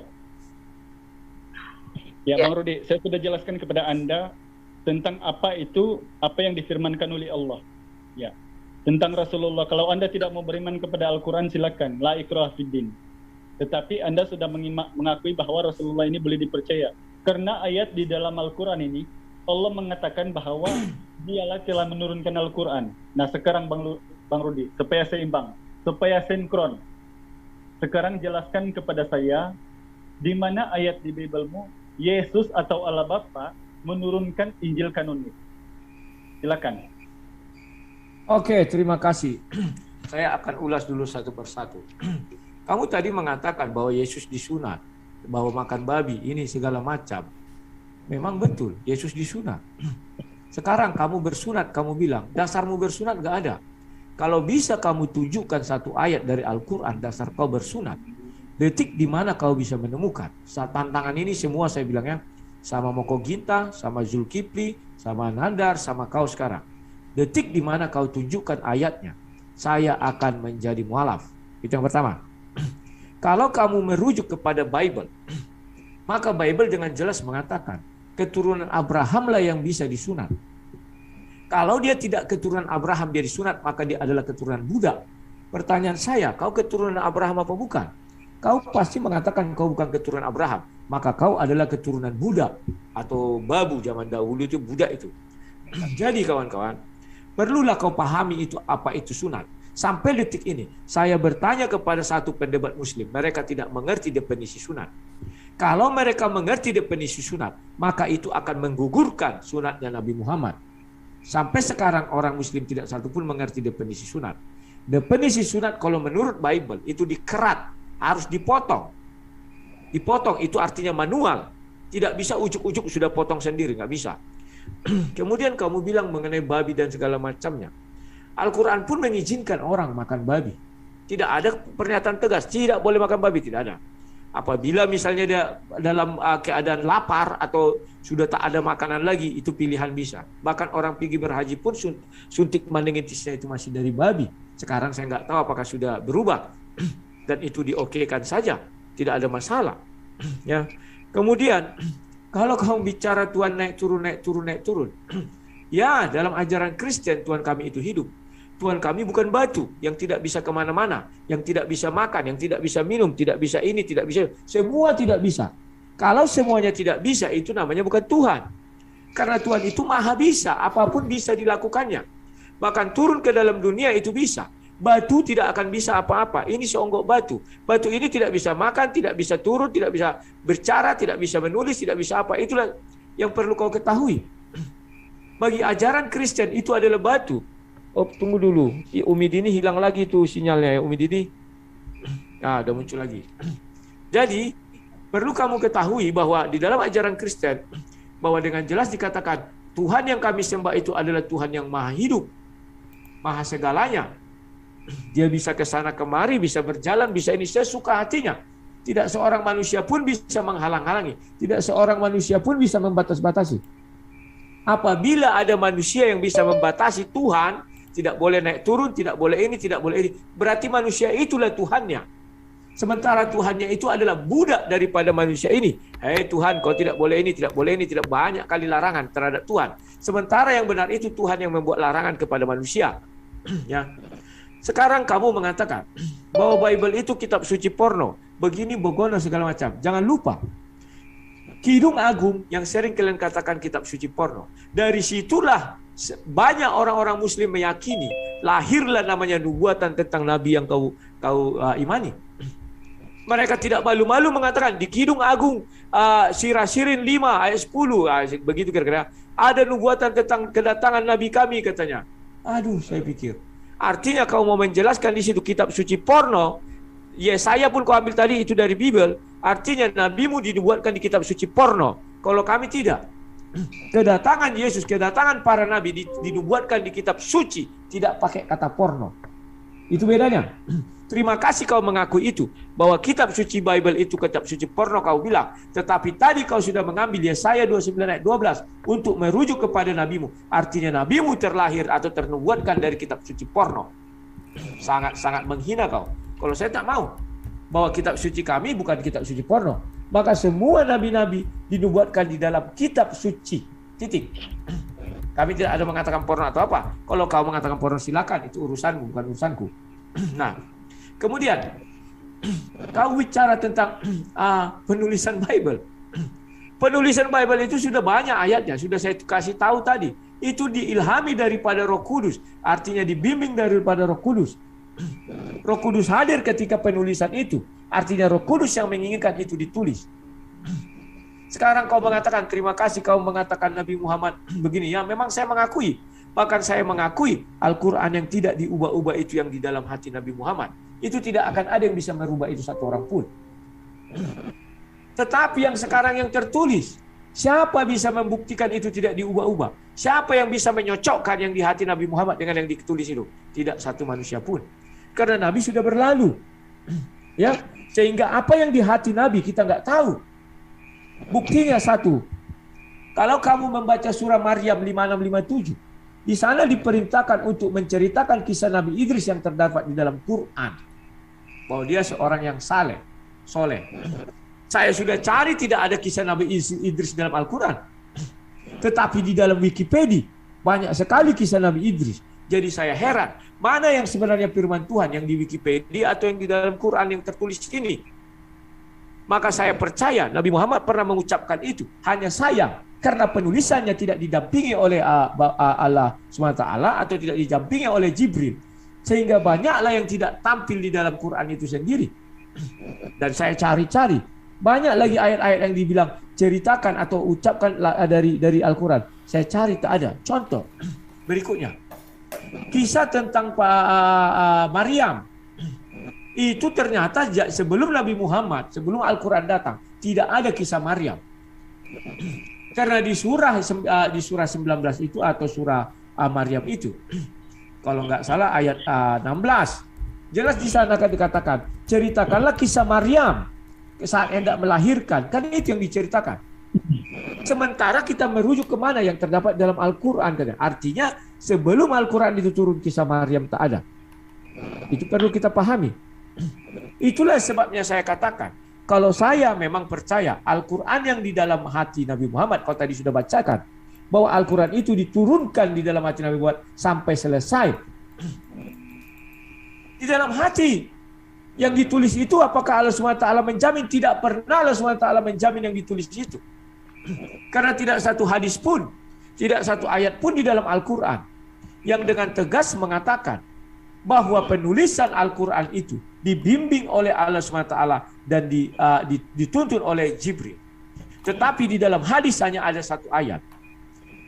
Hadis Bukhari 3. Itu sangat-sangat menarik. Waraka bin Naufal menulis Injil dalam bahasa Ibrani atas seizin Allah SWT. Sementara Waraka bin Naufal hidup jauh 500 tahun setelah Nabi Isa diangkat ke surga, ke langit yang kedua. Lantas dari mana dia bisa menuliskan itu? Tentu dia dibimbing oleh Jibril, Roh Kudus. Maka itulah dikatakan di hadis itu, dia atas seizin Allah SWT. Dan dia hadis 6467 menuliskan Injil dalam bahasa Arab sesuai kehendak Allah SWT. Jelas dikatakan. Maka kalau kita mencari satu-satunya kitab suci yang ada dibimbing di atas seizin Allah SWT, hanya Injil yang ditulis Waraka bin Naufal. 2 kitab. Dalam bahasa Ibrani dan dalam bahasa Arab. Maaf saja. Kamu tidak bisa membuktikan bahwa Al-Quran yang tertulis ini sekarang murni dibimbing oleh Allah SWT. Seperti Waraka bin Naufal. Saya nggak tahu. Dan tidak ada ditunjuk siapa penulisnya. Kalau Injil jelas dikatakan Waraka bin Naufal itulah penulisnya. Sekarang Al-Quran siapa yang nulis? Kamu bilang Utsman, kamu bilang sudah dibakar. Kalau sudah dibakar artinya yang aslinya tidak ada. Kita nggak tahu karena sudah dibakar. maka kita bisa banyak menimbulkan pertanyaan, kenapa dibakar? Kamu bilang biar tidak ada perselisihan di dalamnya. Harusnya kalau ada yang asli justru tak ada perselisihan. Sekarang yang asli tidak ada. Itulah sebabnya di Arab sana mereka sampai bunuh-bunuhan karena berbeda-beda, tipis-tipis saja, bukan banyak, tipis. Daripada ajaran-ajaran itu. Saya jadi tidak mengerti kamu kenapa tadi mengatakan ketika kamu di Kristen begini begono ya. Nah, sekarang mengenai sebentar ada problem ini. Sabar. Punya saya kayaknya apa lagi nih? Bentar ya. Ada problem. Sabar. Sabar ya kawan-kawan ya. Sedikit ada problem. Oke, ku lanjutkan lagi ya. Nah, waktu beta tinggal 15 menit ya. Selanjutnya persiapkan pertanyaan dari para partisipan. Oke, silakan Pak Rudi. Tunggu, 15 menit kita berbagi dua. Aku 5 menit lagi, kau 10 menit ya. Nah, sekarang saya catat ini semua yang kamu bilang itu ya. Kalau kamu merujuk kepada Bible dan kau beriman, kau bilang mengenai sunat, mengenai ini, mengenai itu. Kenapa kamu tinggalkan Yesus? Kamu kira orang Kristen tak ada yang bersunat? Ada. Kristen-Kristen yang keturunan Abraham itu bersunat di Arab Saudi di sana. Jadi alasanmu tidak karena itu. Karena kamu sendiri pun tidak tahu apa dalilnya bersunat. Dalil daripada bersunat itu sudah saya jelaskan kepadamu di awal. Dan yang anehnya, kenapa kamu suka merujuk ke Bible sementara kamu sudah meninggalkan Bible itu? Untuk meluruskan ajaranmu, kamu tidak malu-malu mengutip yang ada di Bible. Sementara kau tidak pernah dianjurkan beriman kepada Bible itu. Tidak ada itu dianjurkan. Bible itu bukan Taurat, Injil, dan Zabur. Tidak. Bible itu banyak. Dari Kejadian sampai Wahyu. Mengapa kau harus mengintip-ngintip? Silakan kau beriman kepada kitab sucimu. Tetapi jangan sekali-sekali mengambil yang dari Bible untuk membenarkan ajaranmu. Tidak bisa. Itu kalian silang-silang nggak bisa. Contoh Yesaya. Di dalam Al-Quran jelas-jelas dikatakan Allah SWT hanya mengenal 4 kitab. Taurat, Zabur, Injil, dan Al-Quran. Yesaya tak dikenal. Kidung Agung tak dikenal. Matius, Markus, Lukas juga tidak dikenal. Itulah sebabnya banyak pendebat Muslim mengatakan bahwa Taurat juga belum dibukukan. Bahwa Injil juga belum dibukukan. Zabur pun belum dibukukan. Karena itu adalah lisan. Maka saya juga mengatakan kalau 3 kitab ini belum kalian bukukan, kan itu menurut mereka. Buka semua pendebat-pendebat itu. Artinya Al-Quran pun sebenarnya tidak ada perintah dibukukan. Makanya saya jadi curiga. Maka saya buat pertanyaan, mana perintah untuk membukukan Al-Quran? Sedangkan di Al-Quran dikatakan mereka menulis kitab dengan tangannya sendiri. Al-Quran itu bukan jatuh dari langit, tetapi ditulis oleh manusia. Tuhan tidak setuju. Karena ditulis dengan tangan manusia. Dan Tuhan tidak mendampingi. Hanya 1 kitab lah yang bisa kita katakan murni 100% itu dari Tuhan. Yakni Injil. Waraka bin Naufal. Silakan. Terima kasih. Oke, terima kasih Bang Rudi yang begitu penjelasannya sangat spesifik mungkin ya, paling otoritas tertinggi ya. Oke, saya jelaskan sedikit tentang apa yang dikatakan penulisan Injil yang hanya Injil kemudian yang mendapat rahmat. Ya, saya heran sama Bang Rudi. Padahal saya dari tadi menampilkan ayat yang tertuang di Al-Quran bahwa Allah yang menurunkan Al-Quran dan Dialah yang akan menjaganya. Seperti di surah Al-Hijr ayat 9 pasal 15. Nah, mengenai hukum sunat. Kami mengikuti ajaran agama Abraham yang lurus. Itu kita boleh buka di surah An-Nahl ayat 123. Ya. Sebab dalam hadis juga semua itu kita imani. Sebab Rasulullah ini orang yang dipercaya, boleh dipercaya. Nah, Anda belum dapat menjelaskan kepada saya. Hanya berhenti di hukum sunat dan babi saja. Yang 5 belum dapat jawaban, tapi nggak apa-apa. Itu kita ini aja. Kita simpan aja untuk kemudian lain hari. Mengenai babi, saya tertarik dengan Bang Rudi ini. Katanya Islam makan babi itu dan ini perintah. Ada pun kalau darurat. Dan sampai saat ini, saya belum pernah mendengar orang Islam yang waras itu makan babi. Sebab masih banyak makanan yang lain. Allah mengatakan itu kalau di masa darurat. Tidak punya apa-apa, itu boleh. Tetapi apakah itu harus disengajakan seperti halnya kamu yang memaksakan? Harus makan saja. Padahal itu terang-terang. Dagingnya pun katanya jangan kau sentuh, haram itu bagimu. Nah kemudian sunat. Saya memang sangat heran dengan pernyataan Bang Rudi ini. Menerbalikan fakta. Sepatutnya Bang Rudi ini malu. Orang Islam yang kemudian tidak ada tertuliskan sunat, kami melakukan sunat. Kalau Anda bilang ikuti ajaran siapa? Mengikut ajaran Mila Abraham. Di dalam surah An-Nahl ayat 123. Bahwa Allah mengatakan ikutilah ajaran agama Abraham yang lurus. Dan sesungguhnya dia bukan orang-orang termasuk orang yang musyrik. Ya. Jadi itulah kemudian kami beriman. Apa yang diikuti daripada Abraham. Sebab Musa juga mengutip ajaran sunnah Abraham itu di Kejadian 11 pasal 7. Kan itu sama. Itu garis keturunan turun-temurun. Bukan sampai di Bani Israel. Turun-temurun katanya. Nah yang paling mengherankan saya Bang Rudi. Kamu yang umat Kristen kemudian di Asia. Halo, sebentar dulu, ini mati. Sebentar, istirahat dulu. Ini mati kayaknya ini. Punya Umi Dini mati terus. Halo Umi Dini. Umi Dini. Enggak Bang, punya aku jalan terus kok Bang. Sinyal di Abang kali. Aku kan ini sambil sambil cek. Iya. Enggak apa-apa sambil Bang Rudi Yohanes karena waktu berjalan terus sambil Bang Rudi memperbaiki silakan dilanjut. Ya, itu iklan aja itu Bang Rudi. Ya gini.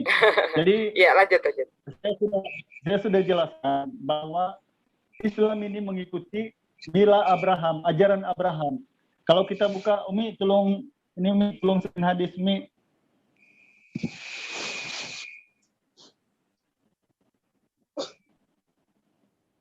Gimana Bang Hidayah? Tolong screen hadis dulu Al-Bukhari kalau hadis Umi nggak pegang Bang. Dibaca aja nggak apa-apa dibaca. Oke. Hadis dalam hadis Bukhari Muslim 3356 di situ juga dikatakan bahwa dan Imam Muslim nomor 2370 2370 ya hadis sahih. Ya, di situ dikatakan bahwa kitan ini, peristiaran kitan ini juga dikuatkan dengan hadis daripada Muhammad Humaid bin Bilal bahwa Rasulullah SAW bersabda, maksud dan apabila bertemu dua khitan, kemaluan lelaki wanita, bukan hanya lelaki ya, artinya jima ya, maka wajiblah mandi. Nah, hadis Imam Muslim dalam Al-Sahih nomor 349 juga dikatakan dan bukan sahaja lelaki dalam mazhab Al-Syafi'i ya, hukum berkhitan bagi wanita adalah wajib mengikut pendapat yang masyhur dan seperti mana yang diputuskan oleh Imam Al-Syafi'i, Imam Al-Rafi daripada Syafi'iyah. Ada menyebut sesuatu wajad pendapat dalam mazhab yang mana hadis ini dengan jelas mengatakan bahwa perlu berkhitan ya, perempuan dan lelaki, dan Abraham itu juga dihitan pada umur 80 tahun ya, itu di Bukhari 3356 tadi. Saya ini kalau hadis saya tidak berapa ya, tapi untuk menjawab Bang Rudi saya harus mencari juga ayat ini karena kenapa kemudian Islam ini diperintahkan untuk bersunat, karena inilah keunggulan Islam Bang Rudi. Jangan kasih aku hal yang besar. Bro, izin kasih aku nanti 3 menit ya, sisakan untuk aku 3 menit. Ya, oke, boleh. Silakan. Jangankan hal yang besar Bang Rudi. Hal yang kecil saja kami ikuti. Bagaimana dengan Anda kemudian? Anda mengatakan kenapa kamu ikut-ikutan begitu. Padahal tidak tertulis di Al-Qur'an. Itu poin pertama. Sedangkan saya sudah jelaskan bahwa kami mengikuti ajaran agama Abraham yang lurus. Dan itulah tauhid. Karena apa? Abraham ini kemudian pertama kalinya datangi Allah. Seperti di kejadianmu, bahwa Abraham itu datangi Allah. Oke? Nah kemudian itulah agama Abraham yang lurus yang kami ikut sebagai orang Islam. Kalau Anda tidak mengakui silakan. Kami mengambil tahu itu, ambil maklum. Kristen pada umumnya seluruh bumi tidak mengakui Islam. Walau bagaimanapun dalil kami tampilkan kepada Anda, Anda bilang itu ayat palsu. Tidak benar. Padahal kita harus ukur. Saya sudah bilang, kita ukur daripada apa perbuatan manusia itu. Pengajaran di dalam Al-Quran dan Bible itu. Apakah kami yang melaksanakan atau Anda yang melaksanakan begitu? Nah, mengenai apalagi tadi Anda bilang pasal Bible, Waraka bin Nufal yang mendapat perintah daripada Tuhan ya untuk menuliskan. Itu dalam Al-Qur'an tidak disebutkan bahwa Waraka bin Nufal, penulis-penulis dan sebagainya. Di situ hanya disebutkan Taurat, Injil, Zabur dan Al-Qur'an. Ya, bukan Waraka bin Nufal, Bang Rudi. Jadi tolonglah Bang Rudi ya, kita seimbang supaya Anda juga menjawab pertanyaan saya. Kalau tentang hukum-hukum sunat dan apa sebagainya saya sudah jelaskan kepada Anda. Sebab Yesus itu bukan juga di rumah Abraham dia lahir, bukan dari keturunan Abraham, bukan di Yahudi, bukan juga Abraham itu beragama Kristen. Kenapa dia disunat kemudian? Itu jawaban saya. Nah, Anda belum menjelaskan kepada saya dari mana ayat kemudian Yesus atau Allah Bapa menurunkan 4 Injil Gospel dan dialah yang menjaganya. Tidak ada. Coba, kalau Anda memang punya data, coba terangkan seperti halnya Al-Quran, di surah Al-Hijr, surah Al-Qiyamah, bahwa Allah yang menurunkan Al-Quran dan dia akan menjaganya. Di mana kemudian di Bible, bahwa Yesus menurunkan 4 Injil Gospel dan dialah yang akan menjaganya, bukan Allah. Ya, Yesus, itu yang saya minta. Ya, jadi saya kira untuk waktu ini saya serahkan kepada Anda. Sebab sebenarnya saya ini sangat penat ya, sangat letih. Sebab besok lagi kerja, saya mau awal tidur. Lagi tadi saya diskusi awal-awal, saya tidak punya waktu yang... Ini tidak persiapan sebenarnya. Saya datang ke sini, langsung terjun gitu aja. Jadi tolong buktikan kepada saya, di mana ayat di Bible-mu, bahwa Yesus telah menurunkan 4 Injil Gospel, dan dialah yang akan menjaganya. Sebab kalau dari ukuran-ukuran yang lain, itu kita sudah ukur tadi. Saya sudah tampilkan data, ya, bahwa kami Islam ini mengikuti ajaran Mila Abraham, yaitu hukum bersunat dan mengisahkan Allah Subhanahu wa taala. Nah, sekarang tampilkan kepada saya data di mana Yesus menurunkan 4 Injil Gospel. Itu aja, silakan. Baik, untuk Bang Rudi, waktu penghabisan silakan 4 menit dipergunakan sebaik mungkin, Bang Rudi. Silakan.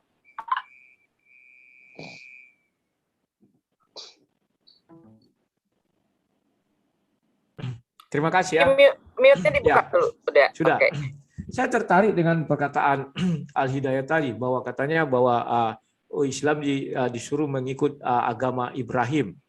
Kenapa agama Ibrahim itu tidak ada sekarang, malah berubah jadi Islam? Apakah agar agama Ibrahim itu tidak lurus sehingga diganti? Ini sangat-sangat menarik. Lagi-lagi di sini saya melihat sesuatu tidak kekonsistenan, bahwa Tuhan memerintahkan kalian untuk ikut agama Ibrahim, bukan untuk menjadikan sebuah agama baru, atau menerbitkan agama baru, atau apalah namanya, saya nggak tahu. Tetapi faktanya agama Ibrahim itu tidak ada sampai sekarang, nggak pernah ada. Malah sekarang yang ada adalah agama Islam. Apakah Ibrahim beragama Islam? Tadi kamu mengatakan dia seorang yang lurus saja, tetapi tidak tahu kita agamanya apa.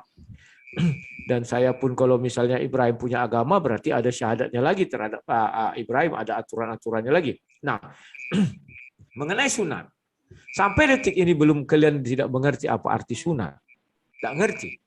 Kalau di Bible itu jelas asal-usul sunat kepada Abraham. Kalau kalian bilang Ibrahim, silakan.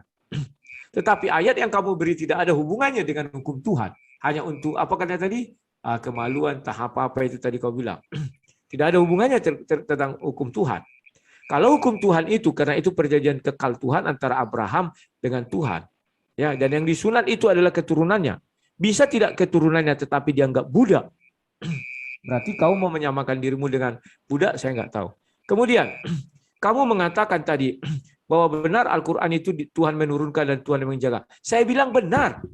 Tetapi bukan Al-Quran yang berupa buku ini. Al-Quran, jelas Al-Quran itu sendiri mengatakan bahwa Al-Quran diturunkan di dalam hati Nabi Muhammad, dan kau sudah baca. Tadi kau mengatakan sampai selesai baru kami yang menjawabnya, menjelaskan. Itulah Al-Quran yang di dalam hati Nabi Muhammad. Sementara yang dibukukan ini, tidak satu ayat pun menjelaskan Allah yang menjaga yang dibukukan ini, tidak. Kalau yang di dalam hati Nabi, iya dijaga 100%, saya bilang. Itu tidak akan bertambah, tidak akan berkurang. Saya tidak pernah mengingkari itu.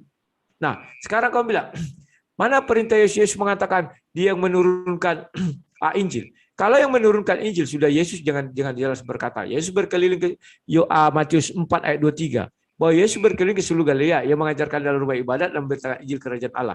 Tolong dipahami bahwa dalam ajaran Kristen Injil itu bukan hanya Matius, Markus, Lukas, tetapi Injil itu Injil kerajaan sorga katanya dari Kejadian sampai kepada Wahyu. Memang waktu Yesus ada dari Kejadian sampai Yesus ada. Setelah itu Yesus naik ke sorga, Yesus sudah mengatakan, aku akan mengutus rohku. Sama seperti aku ya Bapa dengan engkau, kata Yohanes 17. Demikian aku dengan mereka adalah satu. Artinya murid-murid pun kemudian menyampaikan berita kerajaan sorga itu. Dan Yesus yang berada di dalam diri mereka, yakni dalam bentuk Roh Kudus itu. Itulah sebabnya Injil itu jelas dikatakan merupakan ilham daripada Bapa di sorga itu.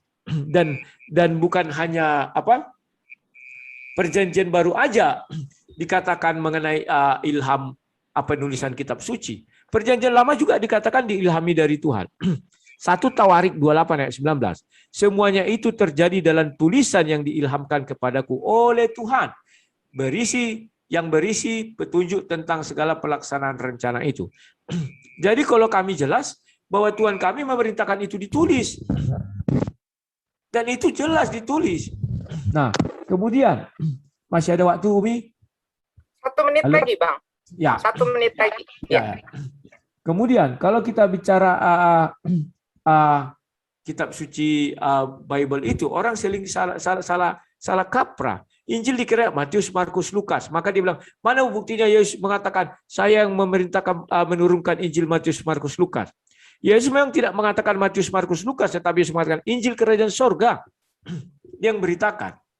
Bagi kami Injil kerajaan sorga itu bukan hanya Matius, Markus, Lukas, karena itu kan kabar baik. Itu mulai dari Kejadian sampai Yesus ada. Kemudian Yesus di Yohanes 17 mengatakan, aku dan mereka adalah satu, sama seperti Bapa dan aku adalah satu.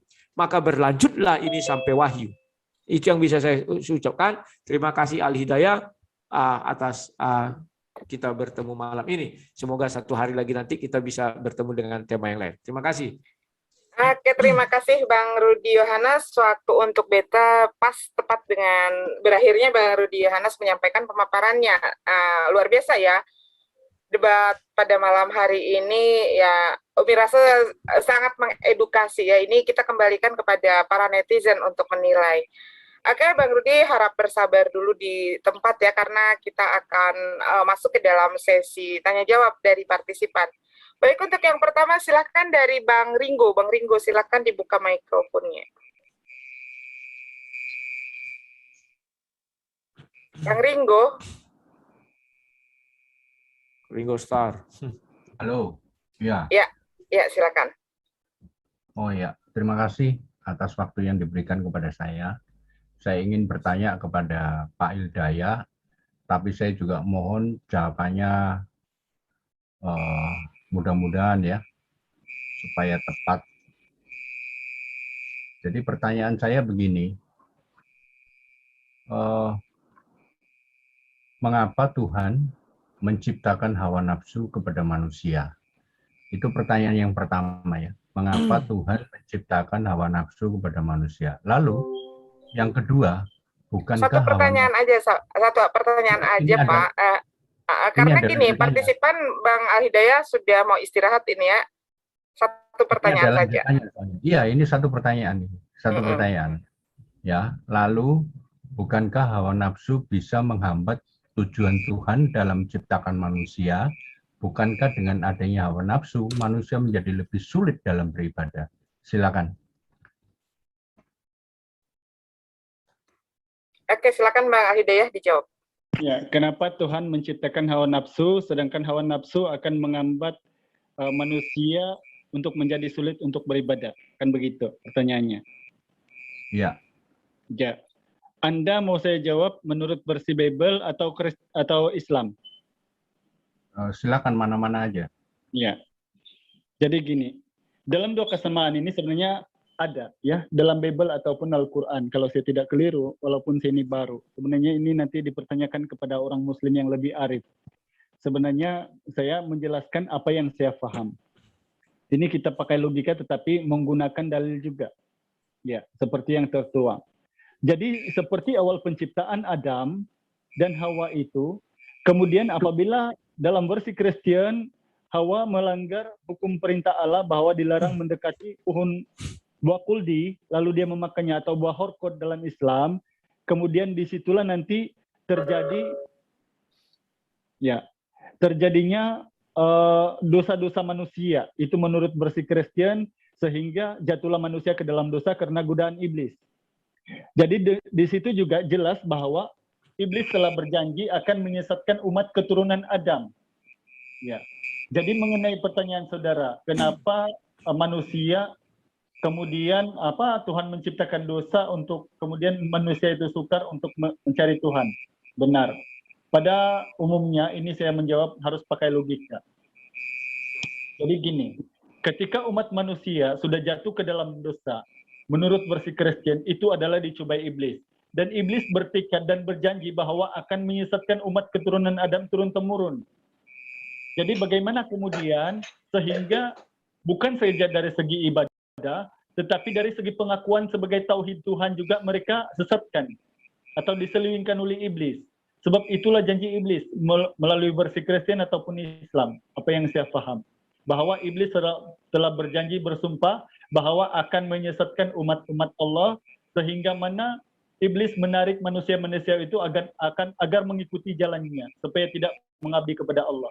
Karena sesungguhnya iblis itu murka karena Allah menciptakan manusia yang lebih tinggi daripada iblis derajatnya, seperti halnya penciptaan Adam dan Hawa. Ya begitu. Jadi ini apa yang saya paham mengenai apa di pengajaran, tapi dalilnya nanti saja kita ini, sebab masanya ini juga saya sudah ngantuk. Tapi insya Allah dalilnya seperti ini kira-kira. Ya, jadi kenapa umat manusia itu terlalu cenderung kepada dosa, karena itu adalah godaan iblis seperti halnya yang berlaku di Taman Eden atau di Taman Surga menurut versi Kristen dan Islam begitu. Coba. Terima kasih. Oke, terima kasih Bang Al-Hidayah jawabannya. Selanjutnya kepada Bang Fauzi. Silakan Bang Fauzi. Ya, selamat malam Bang Hidayah. Iya. Assalamualaikum. Waalaikumsalam warahmatullahi wabarakatuh. Iya, ya. Oke. Selamat malam Bang Yudi, Bang Rudi Yohanes. Oke. Jadi saya mau bertanya kepada Bang sebentar, Rudi. Pak Munir tolong di-mute dulu Pak Munir. Suara jengkriknya kencang banget. Bang Han, ini tolong ini Umi di-close-kan dulu, barusan mau nge-mute susah. Ternyata lepas close-nya. Oke, silakan Bang Fauzi. Iya, Bang Rudi, saya mau bertanya, tolong klarifikasi tentang surat dan ayat dalam Bible. Saya mau bertanya, apakah ini merupakan firman dari Tuhan? Coba dicek Amsal pasal 7 ayat 18-9 dan Yehezkiel 23 sampai 21. Begitu aja sih, simple. Terima kasih. Silakan. Yehezkiel berapa? Yehezkiel 23 21. Nah, buka ya. Di-share kirim boleh, di-share kirim. Amsal berapa tadi? Amsalnya pasal 7 ayat 18 sampai 19. Kubacakan aja biar cepat. Iya betul. Silakan. 18. Marilah kita memuaskan birahi hingga pagi hari dan bersama-sama menikmati asmara. Karena suamiku tidak di rumah, ia sedang dalam perjalanan jauh. Ya, terus yang mau ditanyakan apa ini? Kalian suka kali kuliah ayat-ayat begini ya. Saya sudah bertanya tadi, apakah benar ini firman Tuhan? Ya, maka aku selalu menjawab dari dulu sampai sekarang tidak berubah. Bahwa Bible itu berisi firman Tuhan dan kisah manusia yang mengikutinya. Karena tanpa kisah sebentar. Tanpa manusia yang mengikutinya, maka tidak akan ada firman Tuhan. Firman itu ada karena ada manusia yang mengikutinya. Baik manusia jatuh ke dalam dosa maupun manusia sesudahnya. Nah, ayat ini jangan jelas menceritakan orang-orang yang melakukan hal-hal seperti itu. Tetapi jangan salah, nanti kalau kalian lihat ada cerita Onan dan apa itu, ada Yerusalem ini, itu merujuk kepada kota, bukan berarti manusianya. Nanti ayat ini harus dilihat secara utuh, baru kita bisa mengatakannya. Silakan, apalagi yang mau ditanyakan? Yang Yehezkiel 23 ayat 21. Paling sama itu, enggak? Mengenai seperti itu. Iya, sama-sama. Makanya saya ingin klarifikasi. Yehezkiel 23. 23, ya. ayat 21. Yes 23 ayat 21. Engkau menginginkan kemesuman masa mudamu, waktu orang Mesir memegang-megang dadamu dan menjama-jama susu kegadisanmu. Nah, apa yang salah di ayat ini? Sudah saya katakan bahwa Alkitab itu adalah berisi firman Tuhan dan kisah manusia yang mengikutinya. Nah, inilah yang ku katakan tadi. Walaupun nanti oleh adiknya Ohaliba, ya birahi, ini kan mengenai Ohaliba kan, tetapi kamu harus melihat dulu ayat itu dengan baik dan benar. Karena di sana dijelaskan mengenai Yerusalem, Ohalia ialah Samaria, ayat 4-nya. Ya. Kalau kalian lihat Yeskiel 23 ayat 4-nya, nama yang tertua ialah Ohala, dan nama adiknya ada Oholiba. Mereka aku punya dan mereka melahirkan anak laki dan perempuan. Mengenai nama-nama mereka, Ohalo, Ohola ialah Samaria, dan Ohaliba adalah Yerusalem. Jadi di situ tidak harus selalu merujuk kepada manusia. Ada perumpamaan ya tentang Yerusalem dan Samaria ya. Dan saya tetap dari dulu mengatakan bahwa Bible itu berisi kisah firman Tuhan dan kisah manusia yang mengikutinya. Kisah itu ada kisah yang lurus, ada kisah yang bengkok dan segala macamnya. Silakan. Oke, terima kasih. Ya. Oke, terima kasih Bang Rudi Hanes. Selanjutnya ke Dedi Wijaya. Silakan, Ded. Oke, baik. Terima kasih buat Umi Dini yang terkasih dan tersayang. Oke. Langsung saja pertanyaan saya langsung menuju ke siapa Bang Rudi ya, sang debitur. Bang Rudi gimana? Kabarnya sehat? Aku kenal suaranya ini. Ya, silakan. Ya, alhamdulillah kalau begitu. Oke.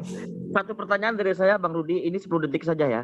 Bang Rudi, tunjukkan dalilnya di mana ketika Bang Rudi belum selesai berdiskusi, itu mengapa topeng itu dilepas? Oke, silakan jawab. Agak mengganjal tadi dibuka ini, tidak tahan lama-lama. Itu aja. Ya, terima kasih. Udah dijawab, Ya, agak mengganjal. Katanya nggak tahu apa yang ngeganjal di Rudi setelah membahas akal, tiba-tiba ada kalimat mengganjal begitu ya. Ininya ada tajam-tajam. Dalilnya Bang Rudi, dalilnya. Ya, dalilnya itu.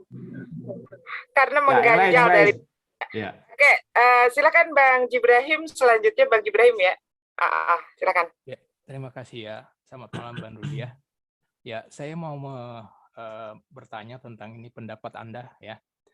Anda kan mengatakan Al-Quran itu diturunkan kepada Nabi hanya untuk dirinya dan terjaga dalam dirinya ya. Terus bagaimana pendapat Anda dengan adanya para penghafal Al-Quran yang kita ketahui bahwa ini adalah tradisi agama yang terjadi dari generasi ke generasi. Apakah ini tidak ada kemungkinan bahwa ini adalah hal yang sama terjaga kepada umatnya? Karena apa? Karena tidak mungkin Al-Quran itu hanya untuk diri Nabi sendiri kalau tidak diajarkan. Begitu. Silakan. Terima kasih. Oke, saya jawab. Saya tidak pernah mengatakan Al-Quran itu untuk Nabi sendiri, dirinya sendiri. Tetapi Al-Quran diturunkan, bedakannya, diturunkan ke dalam hati Nabi Muhammad. Di dalam dirinya sendiri. Itu ayatnya ada dan tadi sudah dibacakan. Nah, bagaimana para penghafal ini? Allah SWT tidak sedikit pun menjamin para penghafal ini sama dengan yang ada di dalam diri Nabi Muhammad. Itulah sebabnya dikatakan Al-Quran itu Allah yang menurunkan ke dalam diri Nabi Muhammad dan Allah yang menjaga yang di dalam diri Nabi Muhammad. Ayatnya jelas, tidak perlu ditafsir-tafsir, perintah yang jelas. Dan tidak sedikit pun Allah mengatakan kepada Nabi Muhammad, tuliskan, tetapi ucapkan, bacakan. Nah, bagaimana dengan manusia lain? Tidak ada jaminan Allah SWT kesetaraan manusia lain dengan Nabi Muhammad. Tidak ada itu.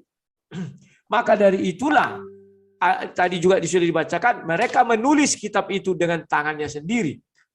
Betul, kalau menulis dengan tangan sendiri, sangat mungkin ditambahi dan dikurangi.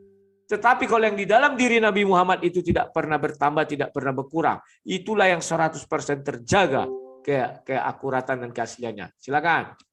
Ya, mungkin akan saya komentari sedikit ya. Mungkin Anda lupa dengan sejarah bagaimana penulisan Al-Quran dibimbing oleh Nabi sendiri ya, dikoreksi oleh Nabi sendiri. Itu barangkali Bang Rudi tidak perhatikan. Jadi Al-Quran yang ada sekarang itu adalah Al-Quran yang sama persis dengan Nabi. Kenapa kami percaya seperti itu? Karena pasti Nabi ketika membaca itu tentu akan diikuti oleh yang menulis, dan yang menulis pasti banyak menghafalkan juga. Jadi tidak semuanya menulis begitu. Saya kira seperti gimana kalau kita bersekolah ya. Itu namanya menghafal, itu adalah suatu hal yang lumrah untuk kita lakukan ketika ada guru yang memerintahkan kita menghafal. Jadi saya kira tradisi agama ini seperti hafal menghafal itu adalah hal yang sangat mungkin dilaksanakan oleh semua murid-murid Nabi di zaman itu atau sahabat-sahabat Nabi sehingga terjadi sampai sekarang. Saya kira itu aja. Terima kasih. Oke, saya komentari terakhir ya. Oke, terima kasih buat Bang Jibrahim. Mau mengomentar lagi Bang Rudi, silahkan. Ya, siap.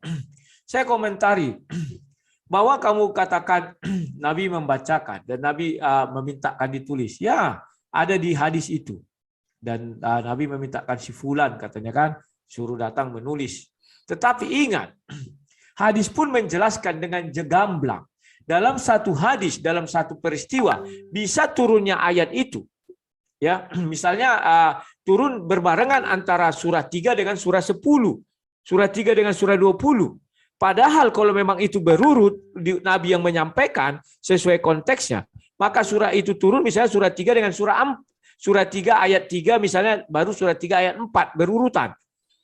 Tetapi kalau kita baca hadis dengan jeli, jelas dalam satu hadis bisa surah 2 turun. Yang pertama misalnya ya surah 3 ayat sekian, kemudian surah 20 ayat sekian. Mengapa itu terjadi?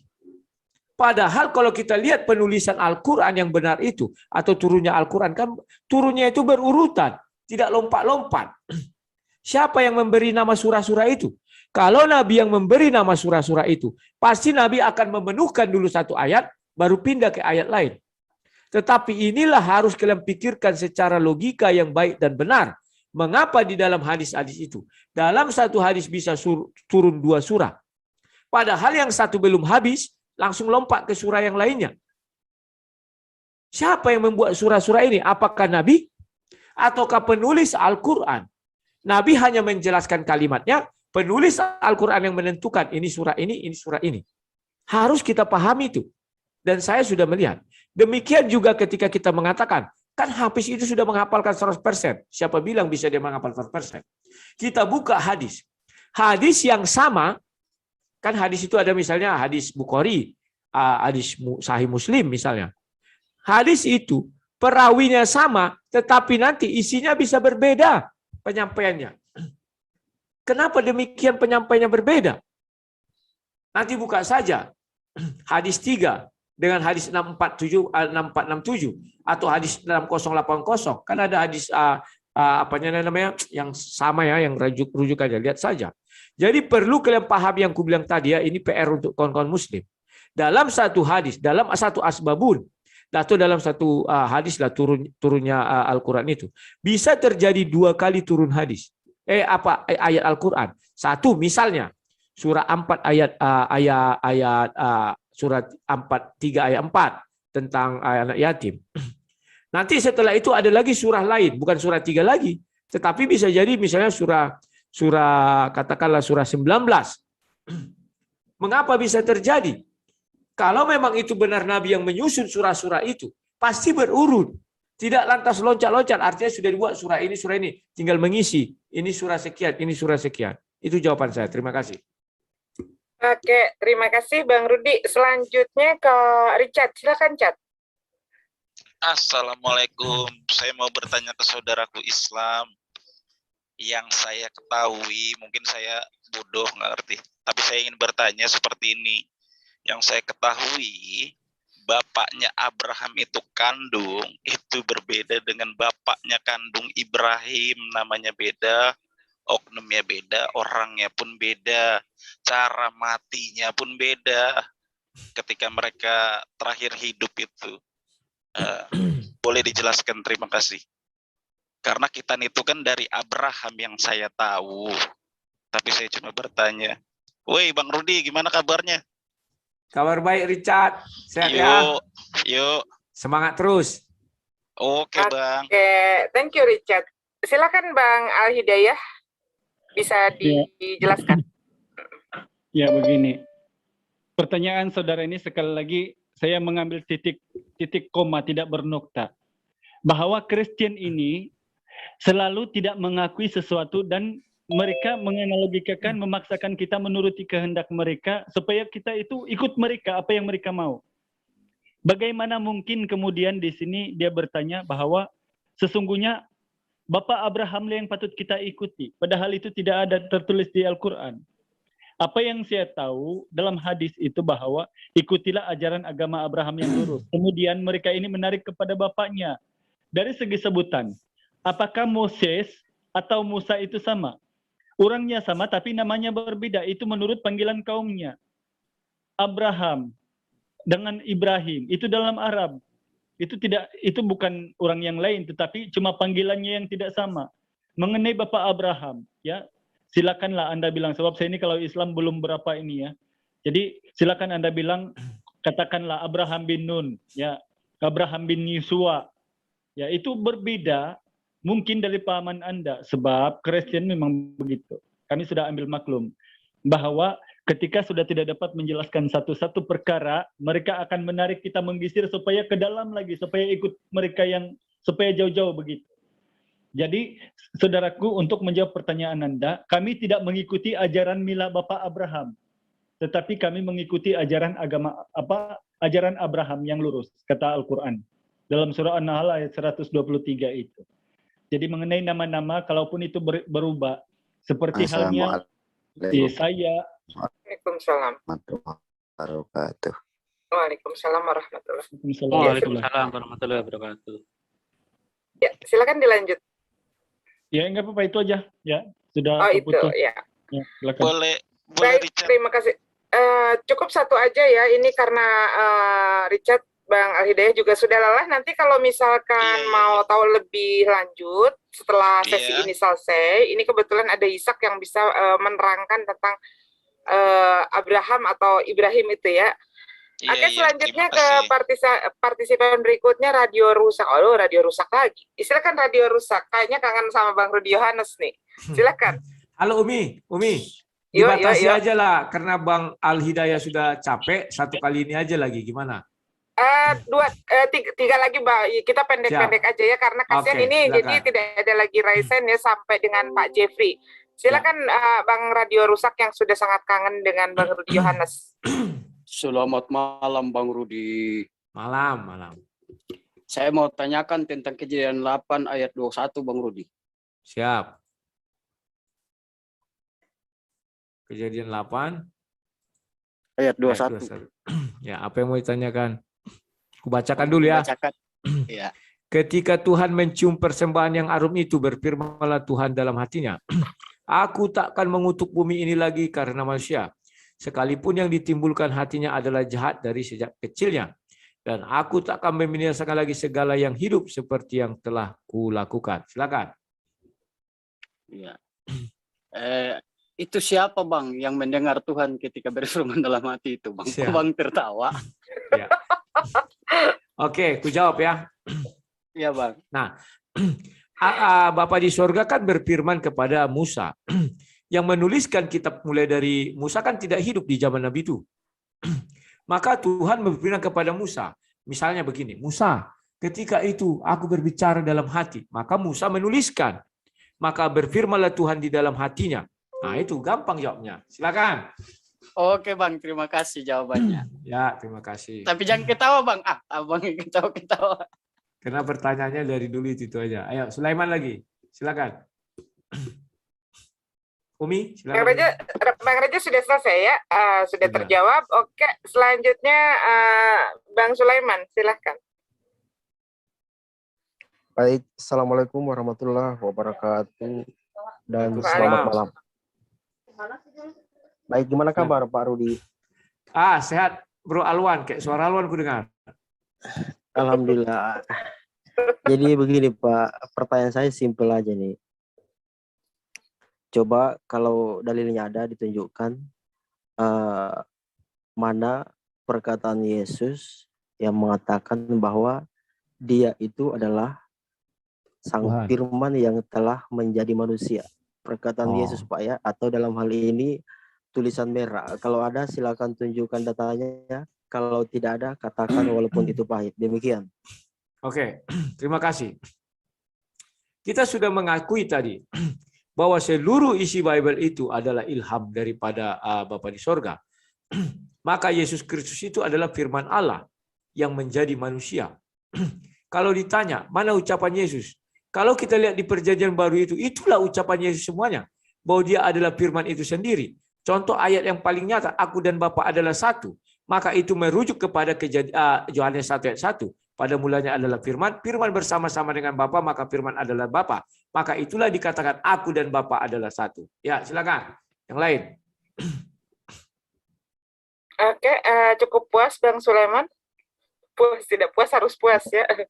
Ya harus puas lah Bu, yang saya minta itu Ya. tulisan merahnya kalau ada, tapi nggak ada ya, enggak apa-apa lah. Baik, makasih Umi. Iya, berarti tidak ada ya. Ya. Oke, untuk raisen yang terakhir, Pak Jeffrey, silakan Pak Jeffrey.